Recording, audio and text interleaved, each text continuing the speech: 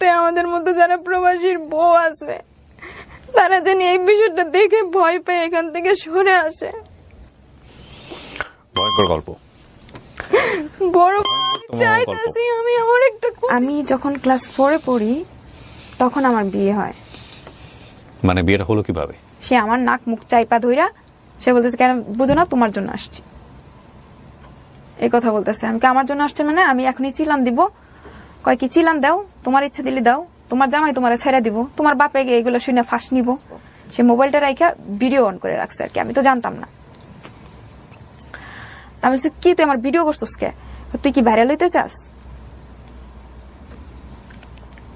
তুই কি ভাইরাল হইতে চাস? তখন তো আমি বলি এত টাকা দাও আমার পক্ষে সম্ভব। কত টাকা দেন আপনি তাকে? 5 লাখ টাকার উপরে কিন্তু আমার টাকা দেওয়া হয় ওকে বিভিন্ন টাইমে। সে 3 বারের মাথায় টাকা নেওয়ার পরেও সে আমাকে ব্ল্যাকমেইল করা শুরু করছে। তাই আমি একটা পর্যায়ে বলছি, তুই প্রথম ভিডিওটা আমার জামাইয়ের কাছে ছেড়ে দে, কারণ ওজন দেশে এসে দেখবে কোনো টাকা নাই, তখন তো আমার এমনি ছেড়ে দিব। মানে জামাইয়ের পাঠানো টাকাগুলো আপনি ওকে দিয়ে দিতেন? হ্যাঁ, কাজী অফিসে টাইনা নিয়ে যায় আমাকে, যায় আমাকে চল বিয়ে করি তাইলে। ওই যে কাজী অফিস, আমি বলার সাথে সাথে সে আমাকে কাজী অফিসে টাইনা নিয়ে গেছে। মানে তার ঠিকানা জানতে গিয়ে আমি তার প্রতি উইক হয়ে পড়ি। তো এই ফেয়ার ডিলে আমাদের লাইফ স্টোরিটা শুরু হচ্ছে আজকে। এবং যদি আপনি মনে করেন আপনার গল্পটি অনেক মানুষের জীবনকে পরিবর্তন করে দিতে পারে, আপনার জীবন থেকে শেখা, আপনার জীবনের অভিজ্ঞতা থেকে নেয়া অনেক অনেক অভিজ্ঞতা সেটা মানুষের কল্যাণে কাজে লাগতে পারে, তাহলে আপনি আমাদের এখানে আসতে পারেন, আমাদেরকে ফোন করতে পারেন। আমাদের ফোন নম্বর হচ্ছে 09639887777। এছাড়া আপনারা চাইলে মেইলও করতে পারেন। আমাদের মেইল অ্যাড্রেসটি হচ্ছে sharemystory24@gmail.com। আপনার নাম কি? আমার নাম আমি প্রথমেই যে কথাটা আপনাকে একটু বলতে চাই, আপনার সমস্ত কাগজ পেপারস এখানে আপনি নিয়ে আসছেন, আমি গল্প বলতে বলতে চেক করব। তার আগে আপনি বলেন, আপনি কি সজ্ঞানে স্বেচ্ছায় এইরকম একটা গল্প, যেটা আমি জানি কিন্তু বাংলাদেশের মানুষ জানে না, এরকম একটা গল্প আপনার চেহারা দেখিয়ে, যেহেতু আপনি অ্যাডাল্ট, সামাজিক যোগাযোগ মাধ্যমে প্রচারের জন্য, যদিও আপনি পেপার সাইন করে এসছেন, আমাদের এখানে বসার একটা কনসেন্ট পেপার থাকে, আপনি নিজ ইচ্ছায় এখানে প্রকাশ করছেন। এবং এই গল্প প্রচারের পরে আপনার ব্যক্তি জীবন, আপনার সামাজিক জীবনে যদি কোনো বিরূপ প্রতিক্রিয়া সৃষ্টি হয়, কোনো নেগেটিভ বিষয় সৃষ্টি হয়, সেটার দায় কিন্তু আপনার। এবং আপনি এখানে এসেছেন মূলত আপনার মতো ভুলটা যাতে কেউ সমাজে না করে, এটা আপনি মেনেই করছেন, রাইট? ওকে, বয়স কত আপনার? আমার বয়স হচ্ছে আইডি কার্ডে 28 দেওয়া আছে, কিন্তু এটা আমার হয়তো রিয়েল বয়স না। কিন্তু আপনি প্রাপ্তবয়স্ক, ব্যাপারে কোনো সন্দেহ নাই। আপনার জন্ম জেলা? আমার জন্ম শুরু করেন আপনি একেবারে যেখান থেকে বলতে চান। আমি যখন ক্লাস 4 পড়ি তখন আমার বিয়ে হয়। মানে বিয়েটা হলো কিভাবে? আমি তখন ক্লাস 4 পড়ি, আমার বিয়ে মানে কোনো কথাই নাই, কোনো কিছুই নাই। আমার মামাতো ভাই বিয়ে করতে গেছিল গ্রামে, তো ওর একটা মেয়ের সাথে রিলেশন ছিল, গাজীপুরে চাকরি করতো, ওখানে স্থানীয় মেয়ে। আমার শ্বশুর যে আমার মামা, উনি আর কি ওই মেয়েটাকে বিয়ে করাবেন না ওনার ছেলেকে দিয়ে। তখন নাকি ওই দিন ছিল আমার হাজবেন্ডের জন্মবার। গ্রামে নাকি প্রচলিত আছে যেটা জন্মবারে নাকি বিয়ে হয় না। আচ্ছা। তো রাত 12টার সময় বিয়ে হবে ওই মেয়েটার সাথে, কিন্তু ওই মেয়েটা তার বড় বোনের দেবরের সাথে সেদিন রাত্রেবেলা চলে গেছে, মানে ওদেরকে ওইখানে রাইখা। গ্রামে আবার বলছে যে বিয়ে করতে গেলে নাকি সেখান থেকে ফিরে আসা যায় না বউ না নিয়া। তো সেইখানে তো চলে গেছে বউ, এখন তো আর কিছু করার নাই। তো রাস্তায় ওরা 2-3টা বউ দেখে, আমার আম্মারে ফোন। রাস্তায় 2-3টা বউ দেখে মানে কি সবাই কি বউ সেজে বসেছিল? না না না, বউ সেজে বসেছিল না। মানে কাকে বিয়ে করানো যায়? কাকে বিয়ে করানো যায় মানে কিছু মানুষের সাথে যোগাযোগ করছে, বলছে যে আছে কয়টা মেয়ে আছে, দেখছে, ওরা পছন্দ হয় নাই। আচ্ছা। আমার হাজবেন্ড আবার বলছে কালো বিয়ে করবে না, এটা সেটা, কারণ যেহেতু তার। আপনার তখন হাজবেন্ড হয়নি, উনি মামাতো ভাই? হ্যাঁ, মামাতো ভাই। আচ্ছা, তো তুমি বলছে বিয়ে করবে না। হ্যাঁ, আপনার তখন ক্লাস 5, ওনার বয়স কত? ওনার প্রাপ্ত বয়স 21-22 বছর ছিল তখন। আচ্ছা। ওনার বিয়ের বয়স পুরোপুরি ছিল। আচ্ছা, আর আপনার তখন 8 থেকে 9 বছর বয়স? হ্যাঁ। ক্লাস 4 মানে আমি ধরে নিচ্ছি 9 থেকে 10 বছর বয়স। জি, এরকম। তো ওরা রাস্তায় 2-3টা মেয়ে দেখে, মানে ওদের পরিচিত যারা আছে তাদেরকে বলছে যে এই অবস্থা হয়েছে, কোনো মেয়েটাই আছে নাকি বউ নিয়ে, তো এখন ছেলেকে বাড়িতে নিয়ে যাওয়া যাবে না। তো রাস্তায় ওরা কয়েক জায়গায় দেখছে, দেখার পর পছন্দ হয় নাই। তখন আমার শ্বশুরে ভাবলো যে আমাকে নিয়ে আসবে। তা আমার আম্মাকে বললো, আমার আম্মা রাজি হয় নাই। আমার আম্মা বলছে কি আমার মেয়ে তো অনেক ছোট, কয়ে অসুবিধা নাই, ছেলেকে বিয়ে হোক, বউ নিয়ে বাড়িতে আসুক, পরে মেয়ে যখন লেখাপড়া করবে এসএসসি কমপ্লিট করার পরে উঠায় নিয়ে আসবো, এরকম কিছু বইলা ঢাকায় চলে আসছে। তখন আমি ঢাকায় থাকি। ঢাকায় চলে আসছে, আসার পর আমি তখন স্কুল থেকে আসছি, আমার পরীক্ষা ছিল, পরীক্ষা দিয়ে স্কুল থেকে আসছি, আমি গোসল করতে যাব, তা আমাদের বাসায় পানি নাই, তো উপরে যে একটা আন্টি ছিল, তো ওর বাসায় গেছি পানি আছে কিনা গোসল। আপনারা তখন ঢাকায় থাকতেন? হ্যাঁ হ্যাঁ, ঢাকায় থাকতাম। কি করতো আপনার বাবা? রাজমিস্ত্রির কাজ করতো। কয় ভাই বোন ছিলেন আপনারা? আমার 2 ভাই, আমি। আপনি একমাত্র বোন? হ্যাঁ। আচ্ছা, সংসারের অবস্থা ভালো ছিল? না না না, আমার আব্বা আম্মা প্রচুর গরিব ছিল। জি, পানি আনার কিছু একটা বলতেছিলেন। তো পানি নাই বলে আমি ওই উপরে গেছি আন্টির বাসায় গোসল করার জন্য। জি। তো আমার আম্মুর সাথে যোগাযোগ কইরা ওরা আমাদের এখানে চলে আসছে, যে এরকম করে কন্ট্রাক্ট করছে, যখন আমি এসএসসি কমপ্লিট করবো তখন আমারে উঠাই নিবে, কারণ যেহেতু আমি এখন ছোট আর ওরা বউ ছাড়া বাড়িতে উঠতে পারবে না। এরকম আমার শ্বশুর বাড়ির আর্থিক অবস্থা ভালো ছিল।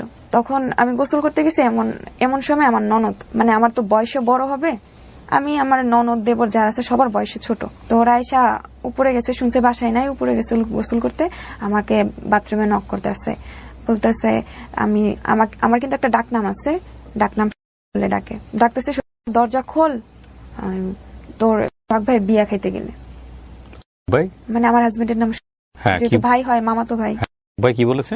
ভাইয়ের বিয়া হইতাছে, সেখানে তোরে নিতে আসছি, বিয়া খাইতে যাবো আমরা সবাই। তখনও জানে না যে আপনি জানেন না যে আপনাকে বিয়ে করতেছে? হ্যাঁ হ্যাঁ, জানি। Okay. তো আমি তাড়াতাড়ি করে গোসল করে বেরোইছি, যে আমি তো আর গ্রামের বিয়ে কোনো সময় খাই নাই, আর গ্রামে যখন যাই তখন বছরে 3 দিন বা 4 দিন থাকা হইতো ঈদের গ্রামে সময়। গিয়ে, ঈদের সময়, এছাড়া আর যাওয়া হইতো না। জি। আমারও খুব ভালো লাগতেছিল যে গ্রামে যাবো বিয়ে খাওয়ার জন্য। তো তাড়াতাড়ি করে গোসল করে বেরোইছি, বেরোয় যখন আমাদের বাসায় যাবো, আমাদের রুমে আমাকে ঢুকতে দিতেছে না, তো আমার অন্য রুমে নিয়ে গেছে। নিয়ে যাওয়ার পর ওরা কি করছে, এই যে ব্রিফকেস নিয়ে আসছে, ওই বউর জন্য যে জিনিসগুলো নিয়ে আসছে, এগুলো তো ওরা ফেরত নিয়ে আসছে, ওগুলো আমাকে দিতেছে সাজানোর জন্য। তা আমার ননদ আমাকে বলতেছে, তুই তো আজকে থেকে আমাদের ভাবি হবি, এটা সেটা, মানে এক একজনে এক একজন কথা বলতেছে। আর যেহেতু ওইটা বস্তি বাড়ির মতো ছিল, তখন সব লোকজন আর কি আমাকে দেখতেছে, ওকে দেখতে আসছে, বাড়ি ভরে গেছে মানুষে। তো এত মানুষ দেখে আমিও ভয় পেয়ে গেছি। তখন আমি কান্না করতেছিলাম অনেক জোরে জোরে। আমার পাশে মানে যাকেই দেখতেছি, যে এসে বলে যে তোর তো বিয়ে হয়ে যাবে, তোরে তো নিয়ে যাবে, তখন আমি অনেক কান্না করতেছি। বিয়ে জিনিসটা বুঝতেন আপনি ওই সময়টাতে? না না না, আমাকে নিয়ে যাবে বলছে। এই নিয়ে যাওয়ার শুনেই আপনি ভয় পেয়ে গেছেন? হ্যাঁ। এমনিতে ভাইয়ের সঙ্গে আপনার ওই সময়ের সাথে সম্পর্ক কেমন ছিল? ভাই বিয়ের আগে ভাই আসতো, আমার বাসায় আসতো? না না কোনোদিন দেখেন নাই? না, আরো ছোটবেলায় না কেউ আমাদের এখানে থাইকে গেছে, আমার মনে নাই, আমার হাজবেন্ডে বলছে ওর মনে আছে। আচ্ছা, তো তারপর সাজাচ্ছে আপনাকে? এই কথা বলার পর আমি যখন কান্না করতেছি, কেউ আমার পাশে আর কি আসে না। একজন এসে আমাকে বলতেছে, তোকে তো আর বিয়ে দেবো না, তোকে কোথাও যাইতে দেবো না, তোর বিয়েও দেবো না, তুই আমার কাছে আয়। তখন এই মুহূর্তে যে আমাকে বলছে যে আমাকে কোথাও যাইতে দিবে না, আমি তার কথাই শুনতেছি। মানে আমাদের বাসার ম্যানেজার যে থাকে, ম্যানেজারের বউ, উনি এসে বলতেছে, সবাইকে রুম থেকে বের করে দিছে, দিয়ে আমাকে ম্যানেজারের রুমে নিয়ে গেছে। এখন ওরা ভাবতেছিল যেটা এখানে থাকলে, যেহেতু আমি কান্নাকাটি করছি, এলাকার মানুষ সব জড়ো হয়ে গেছে, পুলিশ শুনলে অসুবিধা হবে, তখন তোরা আমাকে প্ল্যানিং করে ঘুমের ট্যাবলেট খাওয়াইছে। মানে এখানে তো বিয়ে হবে না, কোনো মতে আমাকে বাড়িতে নিয়ে যাবে, মানে আমার শ্বশুর বাড়িতে। ওকে। তখন বলতেছে, আমি তো অনেক চিল্লাচিল্লি করছি, মাথা ব্যথা করতেছে। তখন বলতেছে কি, তোর তো মাথা ব্যথা করতেছে, নে এই ওষুধটা খায়া নে, তোর মামা নিয়ে আসছে, আমি নানি ডাকতাম আর কি, তোর মামা নিয়ে আসছে, এই ওষুধটা খাই না, মাথা ব্যথা ভালো হয়ে যাবো। এই ওর পাশে কেউ আসবে না, ওরে কোনো বিয়ে দেবো না, ওরে যাইতেও দিব না। আপনার মা বাবা কি করতেছিল? একটা মাত্র মেয়ে? তখন আমার মা রাজি ছিল, আমার বাবা রাজি ছিল না। আমার বাবা এখনো কাজে ছিল, অনেক রাত্রে আসছে, আমাকে সন্ধ্যার পর উঠাই দিচ্ছে। আচ্ছা, তো আপনার ওষুধ খাওয়াইছে? খাওয়ানোর পর আর কিছু মনে নাই, আমি সোজা আমার ঘুম ভাঙছে আমার শ্বশুর বাড়িতে। ঘুম ভাঙার পর আপনি কি দেখছেন? ঘুম ভাঙার পর আমি দেখছি আমাকে একটা রুমে শুয়ে আছে, ওখানে আমার আম্মা আছে, আমার 2 ভাই আছে, আমার আব্বা আসে নাই। আমার আব্বা কাজে থেকে আসতে আসতে 11টা বেজে গেছিল, তো পরের দিন আমার আব্বা আসছে। আচ্ছা, তো আমাকে পরের দিন কোথায় আসছে? আপনার এখানে আসছে? আমার শ্বশুর বাড়িতে আসছে। কিসের শ্বশুর বাড়ি? আপনি ঘুমের মধ্যে শ্বশুর বাড়িতে হন কি? আপনার বিয়ে হয়েছে? না না না, এখন আর কি বলতেছি, ওটা আমার শ্বশুর বাড়ি ছিল। আচ্ছা, ওকে, ফাইন। আমার মামার বাড়ি, মামাতো ভাইয়ের বাড়িতে আসছে। হ্যাঁ, বাড়িতে আসছে। তো আমার মামাতো বাড়ি আসে নাই তখনও। তো আমি ঘুম থেকে, তখন আমার ঘুম মনে হয় ভাঙে নাই, আমার শ্বশুরে পেয়ারা আইনা দিতেছে, আমি খাইতাছি, মানে ঘুরতেছি। আমি যদি বাইরে বেরোতে চাই, তো আমার বাইরে বেরোতে যায় না, ঘরে বসে খাও। তা আমার হাতে আবার কি পরাইতেছে, এটা পরানো সুন্দর লাগবে, মানে কি একটা জরির মতো থাকে না বিয়ের মধ্যে পরায়, এই জিনিসটা আমার হাতে পরাই দিতেছে। আমি আবার পরি না, এটা কি পরবো, কেমন লাগতেছে, ওটা ব্যাচের মতো পর, ভাল লাগবে, সুন্দর দেখা যায়, এরকম কিছু। তারপর আমি হাতে পড়ছি, আমার শ্বশুরে পিয়ার আইনা দিতেছে, মানে যে কিছু আমার খাইতে দেয় আমার দরজা আটকায় রাখে, আমার সাথে কেউ মানে বাইরে বের হইতে দেয় না। আপন মামা? হ্যাঁ, আমার আপন মামা। তখন আমার আব্বা আসে, আব্বা এসে আমার সাথে দেখা করে না। পরবর্তীতে আমি জানতে পাই আমার আব্বা এসে নাকি অনেক রাগারাগি করে, আমার আম্মার উপরে অনেক রাগারাগি করে যে আমার আম্মারে ছাড়িয়ে দিব, আর আমার শ্বশুরবাড়ির লোকজন মানে আমার মামার নামে মামলা করব, এটা করবো, আমার ছেলে আমার মেয়েকে উঠায় নিয়ে আসছে, এটা। আমার আব্বা কিন্তু অনেক সরল সোজা। তো আমার খালা আছে, আমার মামা আছে, মানে আমার ছোট মামা আরেকজন আছে, উনি আমার আব্বারে সবাইরে বাজার থেকে অর্ধেক রাস্তা থেকে ধুইরা নিয়ে আসে, সবাই জোরাজুরি করে সবাই আমার আব্বারে বুঝায়। তো কেউ তো ছিল না, আমার আব্বা যেহেতু সরল সোজা, তো আমার মানে এরকমই সরল যে ছোট একজন মানুষ ধমক দিল আমার আব্বা চুপ হয়ে যায়। তো আমার আব্বারে যখন নিয়ে আসে তখন আমার আব্বাও এক পর্যায়ে রাজি হয়। রাজি হওয়ার পরে কিভাবে কিভাবে আমার গোসল হয়েছে, কিভাবে কিভাবে আমার বিয়ে হয়েছে, আমার এত কিছু মনে নেই। তারপর ওর সাথে আমার বিয়ে হয়। বিয়ে হয় বলতে মানে আমার মামাতো ভাইয়ের সাথে আমার বিয়ে হয়, কিন্তু কিভাবে বিয়ে হয় আমি নিজেও জানি না, আমার মনে নেই। কবুল বলছিলেন আপনি, এটা মনে আছে? না, এটাও মনে নাই, কিন্তু সবাই বলছে যে কবুল বলছি, এটা সেটা। কিন্তু এরকম হবে কেন? আপনার তো এত কিছু মনে আছে, শুধু ওটুকু মনে নাই? ওটুকু না, মানে আমি তো অনেকটা ঘুমের মধ্যে ছিলাম, আমার কিছু কিছু জিনিস আর কি মনে আছে, আর কিছু কিছু জিনিস আমার মনে নাই। মানে কাজী আসছে, পরে কবুল বলছি কিনা বলছি জানি না, পরে আম্মার সাথে কান্নাকাটি করছি, আম্মা অনেক কাঁদতাছে আমাকে জড়ায় ধরা।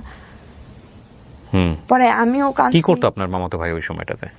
আমার মামাতো ভাই সময় গাজীপুর চাকরি করতো। হ্যাঁ, তারপরে উনি বিয়ের উদ্দেশ্যে উনি বাড়ি চলে গেছে, ওনাদের ফলের দোকান ছিল, ফলের দোকানদারি করতেছে। এরপর আমি ওইখানেই থাকতেছি, চলতেছি, ও বাড়িতে আসে, ওর মতো আমি ওর মতো, মানে আমি ভাই করেই বলি। কান্নাকাটি করার পর আমার আম্মা আমার সাথে থেকে যায়, আমার আব্বা আমার সাথে থেকে যায়, ওদেরকে না দেখলেই আমি কান্না করি। আচ্ছা। তো ওদের সাথে আমি থাকি। ওরা কিছুদিন থাকার পর মানে ওদের তো এখন চাইতে হবে, আমার শ্বশুরে নাকি আমাকে দিবে না, আগে তো বলছে যে আমাকে দিয়ে দিবে, তারপর যখন আমি এসএসসি কমপ্লিট করি তখন আমাকে উঠায় নিয়ে আসবে। এখন যেতে দিবে না? এখন যেতে দিবে না, আমার আম্মার সাথে নাকি কন্ট্রাক্ট হয়েছে, তাই আমরাই পড়াশোনা করাবো।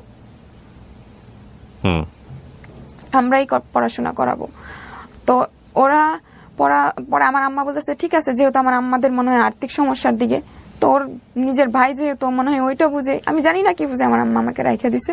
আমার আম্মা যখন চলে যাবে তখন আমি আমার আম্মার ওড়না রাইখা দিছি, জুতা রাইখা দিছি। আমার আম্মা বলছে কি যে আমি কি জুতা থুয়ে তড়ি থুয়ে চলে যাবো? আমি বলছি না, তুমি যাইবা গিয়া। কই কি না, আমি জুতা রাইখা যাইতেছি, এখানে ওড়না আছে, আমি এত কিছু রাইখা থুয়ে আমি তোরে কেমনি থুয়ে যাবো? এগুলো নিয়ে যাইতে হবে না আমাকে, খালি পায়ে গিয়ে আমি ঢাকায় যাবো গিয়া। মানে আমার আম্মা ছোট বাচ্চাদের মতো আমার পালায় রেখে চলে গেছে ওইখানে। তারপর আমি ওখানে কান্নাকাটি করি অনেকদিন। আমার শ্বশুরে আমাকে অনেক আদর করে, আমার ঘরে আবার সৎ শাশুড়ি মানে আমার মামি যেটা সেটা সৎ। কান্নাকাটি করি, তো একটা পর্যায়ে আমাকে বলছে কি ওই দিন নিয়ে যাবো ঢাকা, এরকম করে ডেট করতেছে, আর আমাকে ওইখানে সান্ত্বনা দিয়ে রাখতেছে। আপনার বিয়ে হলো কোন জেলায়? বিয়ে হলো। হ্যাঁ। জি। তারপর ওইভাবে দিয়ে আমার সান্ত্বনা দিয়ে রাখতেছে, মানে ওরা ভাবতেছে আমি যদি ঢাকায় চলে আসি বা কোনো জায়গায় পালাই যাই তাহলে তো আমাকে কেউ খুঁজে পাবে না, সেজন্য আমার আম্মার সাথে বলছে যে ও যদি ঢাকায় যায় আর আসবে না। তো একটা পর্যায়ে আমি আমার মামা মামির সাথে থাকি, আমার হাজবেন্ডকেও আমি ভাই বলে ডাকি, তো সবাইকে ভাই বলিস না এটা সেটা। আচ্ছা ঠিক আছে ভাই বলতেছে, আমি কি ভাই বলবো না তো কি বলবো? মানে ওর সাথে ভাইয়ের মতোই, মানে মামাতো ভাই যেরকম সেরকম আচরণই করি। বা আমার ননদের জামাই আগে দুলাভাই ডাকছি, এরকমই বলি। ও সবাই বলতো যে এখন দুলাভাই ডাকতে হবে না, এখন তো তুই বড়, এটা সেটা। আমার দেবরা যেগুলা তাদের ভাই ডাকছি, মানে সেটা বলি। এখন সবাই আমাকে বলতো এটা করিস না, ওইটা করিস না, ওইভাবে থাকতে হবে, মানে বড় বড় একটা যেটা, এগুলো আমাকে আর কি বলতো। বলার পর এখানে মনে হয় যে বছর খানিক চলেছে, আমাকে আর ঢাকায় আসতে দেয় না। আমার আম্মা আসে 3 মাস 4 মাস পরে পরে কয়েকদিন থাকে, পালায়ে চলে যায়, আমাকে নিয়ে যায় না। তো এর মধ্যে আমার হাজবেন্ড বলছিলাম যে সে গাজীপুর চাকরি করতো, সেখানে একটা স্থানীয় মেয়ের সাথে সম্পর্ক ছিল, এই জন্য আমার শ্বশুরে আর কি তাড়াতাড়ি করে বিয়ে করায়। আপনি এটা বুঝলেন কিভাবে? ওনারা বলছে। আচ্ছা, মুখে মুখে বলছে, অনেকেই বলতো অনেকে বিয়ে করে ওখানে নাকি একটা ছেলে আছে, এরকম কিছু বিয়ের পরে আর কি শুনতে পারছি। আপনার লেখাপড়া কি হলো? মানে তারপরে আমাকে যখন স্কুলে দেয় আমার শ্বশুরে, তো স্কুলে যাওয়া আসা করি, আমার শাশুড়ি বলে কি মানে 2 দিন না 3 দিন স্কুলে গেছি, বলে কি স্কুলে যাইতে হবে না, পরে অমুকের একটা বউ ছিল, পরে লেখাপড়া করাইছে, অনেক দূর লেখাপড়া করানোর পর জামাই থুয়া চলে গেছে। এই যে বলো হুজুর আইনা মাদ্রাসায়, হুজুর বাড়িতে আইনা হুজুরকে দিয়া যতটুকু পড়ানো উচিত পড়াও। তা আমার শ্বশুরে এটাই করলো, আর স্কুলে যাইতে দেয় নাই আমাকে। তো এর মধ্যে দিয়ে আমার হাজবেন্ডের সাথে আমার ফ্রেন্ডলি, মানে ভাইয়ের মতো ফ্রেন্ডলি সম্পর্ক হয়ে যায়। ভাই ভাই, মানে যতটুকু ভাই ভাই সম্মানিত করা লাগে আমি এই ভাই ভাই বলি, ততটুকুই সম্মান করি। ভাই বলতেন? হ্যাঁ, ভাই বলতাম বিয়ের পরে। ওকে। তারপর যখন ওই মেয়ের সাথেই কথা বলতো, আমার সাথে বসে বসে কথা বলতো, ওই মেয়েকে দিয়ে আমার সাথে কথা বলাইতো, আমিও কথা বলতাম। কি বলতেন ওই মেয়েকে সাথে কথা বলতেন? আপনি বুঝতেন বিষয়গুলো নাকি আপনার কাছে বিষয়গুলো খুব স্বাভাবিক মনে হতো? ও বলতো যে ওই মেয়ের সাথে সম্পর্ক আছে, ওই মেয়েকে একদিন হলো বিয়ে করবে। আমার তো সমস্যা নাই, আমাকে বলছে আমি যদি ওই মেয়েকে বিয়ে করি তাহলে তুই তোর বাপের বাড়িতে যাইতে পারবি। আপনি খুশি হয়ে গেছেন? হ্যাঁ। এই বিষয়টা হলেই আপনি বুঝতে পারবেন যে ওর বিয়ে বিষয়ে ওর রীতিমতো মেন্টালিটি অবস্থাটা কি ছিল, মেন্টালিটিটা কি ছিল আপনারা বুঝতেই পারছেন যে ও এটা শুনে খুশি হয়ে গেছে। তার মানে ওর ভিতরে বিয়ে সেন্স, হাজবেন্ড সেন্স 0 ছিল। এটা তো crime, definitely it's a crime. যদি ঘটনা হয়েই থাকে এরকম একজন মানুষের জীবন নিয়ে, এটা আমাদের রিলিজিয়নও পারমিট করে না। সামাজিকভাবে তো অবশ্যই, রাষ্ট্রীয়ভাবে তো অবশ্যই ক্রাইম, আমাদের ধর্ম এটা পারমিট করে না। জি। তারপর ও আমাকে যখন বলছে ঠিক আছে আমি ওর সাথে দেখা করতে যাবো, আমি তোদের বাড়িতে নিয়ে যাবো, মানে আমাদের বাড়িতে তো যাইতে দেয় না, ঢাকায় আসতে দেয় না। তো ওর সাথে আমার কন্ট্রাক্ট হয়েছে তুই কাউকে বলতে পারবি না, তুই কান্নাকাটি করবি বেশি বেশি কইরা যে আমি আমাদের বাড়িতে যাবো, পরে আমি আব্বারে বুঝাইয়া তোরে আমাদের বাড়িতে নিয়ে যাবো। আমি কিন্তু মামাই ডাকতাম, মামা ডাকতাম, মামি ডাকতাম। শ্বশুর শাশুড়ি যে আব্বা আম্মা বলতে হয় বলতাম না, মামা মামি ডাকতাম, যে ওদেরকে দেখে কান্না করবি বেশি করে, পরে আমি ওদেরকে বুঝাইয়া তোরে নিয়ে যাবো। আর নিয়ে যাওয়ার আগে আমি নাদিরার সাথে দেখা করবো, মানে ও যে মেয়ের সাথে রিলেশন করে ওর নাম ছিল নাদিরা, আমার সাথে ফোনে কথাও বলাইছে। তো আমি বলছি কি আচ্ছা ঠিক আছে আমি রাজি হয়ে যাই। তো সে আমাকে ঢাকায় নিয়ে যাবে উদ্দেশ্য করে সে প্রথমে গাজীপুর আসছে। ট্রেন থেকে সে আমাকে একটা বকুল ফুলের মালা কিনা দেয়, বলছে এই মালাটা নিয়ে ওই মেয়েকে দিবি। আমি আচ্ছা ঠিক আছে। কোন মেয়েকে? ওই যে নাদিরাকে? হ্যাঁ, নাদিরাকে। পরে আমার হাতে মালাটা থাকতে থাকতে মানে কেমন করে ধরছি, মালাটা একদম লাল হয়ে গেছে। পরে গাড়ি থেকে নাইমা যখন বলি মালাটা দিব, মেয়েটা যখন আসতেছে না না মালা ফালাই দিয়ে দেওয়া লাগবে না, তুই লাল করে ফেলছস। আচ্ছা ঠিক আছে। পরে ওরা নিয়ে পার্কে বসছে, ওরা এক বেঞ্চে বসছে, আমাকে এক বেঞ্চে বসাইছে। আমি বাদাম ছুইলা খাইতে পারতাম না, কামড় দিয়ে বাদাম আর কি ছুইলা খাইতাম। তারপর আপনার কোনো খারাপ লাগছিল না? না, আমি তো আমাদের বাড়িতে যাবো, এটাই আপনার জন্য সুখের। হ্যাঁ, যে আমাকে বাঁচাকে এই মেয়েটা। তারপরে ওরা দুজন কথা বলতেছে, আমি আরেক বেঞ্চে বসে আছি। আমাকে সে কতগুলা বাদাম ছুইলা বিছি আমার হাতে দিয়ে গেছে, আবার বলছে শেষ হয়ে গেলে আমাকে ডাক দিস। তারপর ওরা দুজন কথা বলতেছে। আপনি করে বলতেন না তুই করে বলতেন? তুমি করে বলতাম, ভাই তুমি, ছোটবেলা থেকেই তুমি করে বলছি, ভাই তুমি, ওই তুমি করে বলতাম। বলতেছি যে আমার বাদাম শেষ হয়ে গেছে। আবার কথার ফাঁকে ফাঁকে আমাকে জিজ্ঞেস কিরে তোর বাদাম শেষ হয়ে গেছে। আমি বলতাম যে শেষ হয়ে যায়, তো বলতাম যে শেষ হয়ে গেছে, না হলে না এখনো কয়টা আছে। ও কথা বলতে থাকতো, আমার জন্য বাদাম ছুলতে থাকতো আর কি। তো ওর সাথে কথা বইলা সে আমাদের এখানে নিয়ে আসে। আমাদের এখানে নিয়ে আসার পর আমি আর যাইতে চাই না।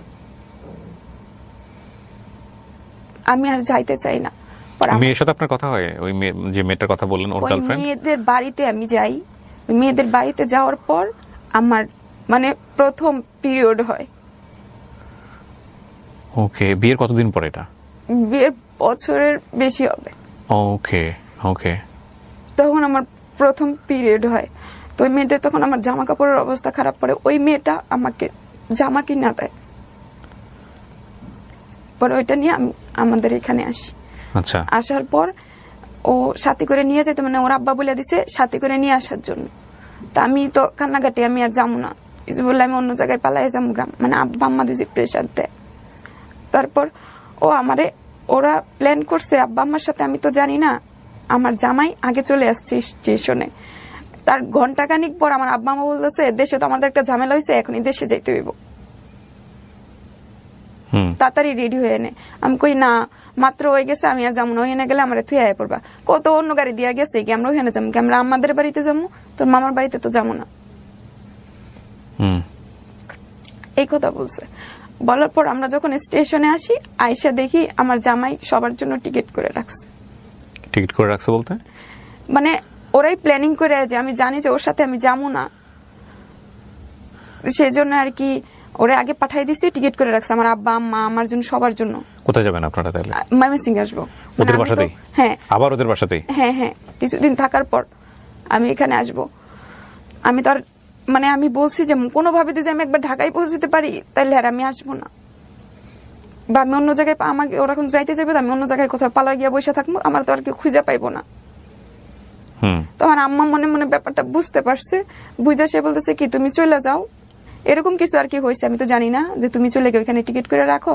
মানে যাওয়ার পর তো আমি বুঝতে পারছি যে টিকিট সবার জন্যই করে রাখছে। আপনার আব্বা আম্মা বেঁচে আছেন? হ্যাঁ আছেন। তারপর আমি স্টেশনে যাই দেখি ওর টিকিট নিয়ে সামনে আইছে। পরে আমি ওইখানে কান্নাকাটি শুরু করে দিয়েছি অনেক জোরে, আমি যাবো না। কয় কি ও গাড়ি ফেল করছে, গাড়ি পাই নাই, এখন আমাদের সাথেই যাবে। আমি কই কি না, আমি ওর সাথে যাবো না, আমি ওর সাথে যাবো না, এই কথাগুলো বলছি ওদেরকে। ও তো অন্য গাড়িতে যাবে। পরে আচ্ছা ঠিক আছে, অন্য গাড়িতে যাবে, আমরা এই গাড়িতে। কিন্তু ট্রেন যখন আসছে তখন আমরা একসাথেই সবাই উঠছি। আমি পরে ওইখানেও কান্নাকাটি করতেছি, তাহলে ওই কেমনে আইছে? কয় কি ওর সিট এখানেই পড়ছে, এই জন্য। পরে কোনো মতো করে ওইখান থেকে আমাকে ওদের বাড়িতে নিয়ে আসে, আমাকে আর আমাদের রিক্সা করে নিয়ে ডিরেক্টলি ওই আমার শ্বশুর বাড়িতে নিয়ে যায়, মানে আমার মামার বাড়িতে আমাকে নিয়ে যায় আমার আব্বা আম্মা। আমি কই কি এদিক দেখে লেগে যাইতেছো, এইটা সেটা। ও কিছু হইব না, তোরা সাথে করে নিয়ে যাবো। মানে আমি সেখান থেকে মানে শুরু থেকে কান্না করে করে এই পথ শ্বশুর বাড়িতে গেছি। ওখানে আম্মারা কয়েকদিন, আব্বা আম্মা কয়েকদিন ছিল, থাকার পর ওইখানে আবার আমাকে পালায় রেখে চলে গেছে। তখন সবাইও জানতে পাইছে যে ওই মেয়েটার সাথে সে কথা বলে, এখনো যোগাযোগ করতেছে, আর ওর সাথে আমারও কোনো সম্পর্ক নাই তেমন, স্বামী স্ত্রীর সম্পর্ক। তখন তারা কি করছে, যেহেতু শুনছে আমার পিরিয়ড হয়েছে, তো তারা কি করছে, কবিরাজ এটা সেটার কাছে যাইতাছে, দুজি ও অন্য মেয়ের দিকে মন, আর আমার তো এদিকে ওকে চিনি না। পরে ওরা নাকি কিসের কবিরাজি করবে, এটা করবে সেটা করবে, আমি জানি না, এটা পরবর্তীতে শুনতে পারছি আর কি। কারা? আমার শ্বশুর আর আমার আম্মা। কিসের কবিরাজি? মানে আপনার দিকে যাতে আকর্ষণ থাকে, হ্যাঁ হ্যাঁ, না আপনার দিকে যেন স্বামী আপনার দিকে যেন কনসেন্ট্রেশন দেয়? হ্যাঁ। আর আমিও জানি ওর উপরতে ইয়ে হয়, তাও আমার তো মাথা ব্যথা করতো শুরুর থেকে। তো আমার শ্বশুরে এটা সেটা এনে দিত, বলতো কি এটা তুমি খাইবার ওরে দিবা, তাহলে ও তোমার উপরে রাখতে হইব না, তুমি ওই তোমারও মাথা ব্যথা ভালো হয়ে যাবো। এই বিষয়গুলা বইলা বইলা আমাদের দুজনকে খাওয়াইছে। কি খাওয়াই আমি নিজেও জানি না। পরে তার কিছুদিন পরে ওর সাথে আর কি আমার শারীরিক হয়, কিন্তু আসলে কি যেদিন আমাদের সম্পর্কে আমার কিন্তু অনেক কষ্ট হয়, যেটা আমি কাউকে বলতে পারবো না। অনেক কষ্ট হয়েছিল, অনেক।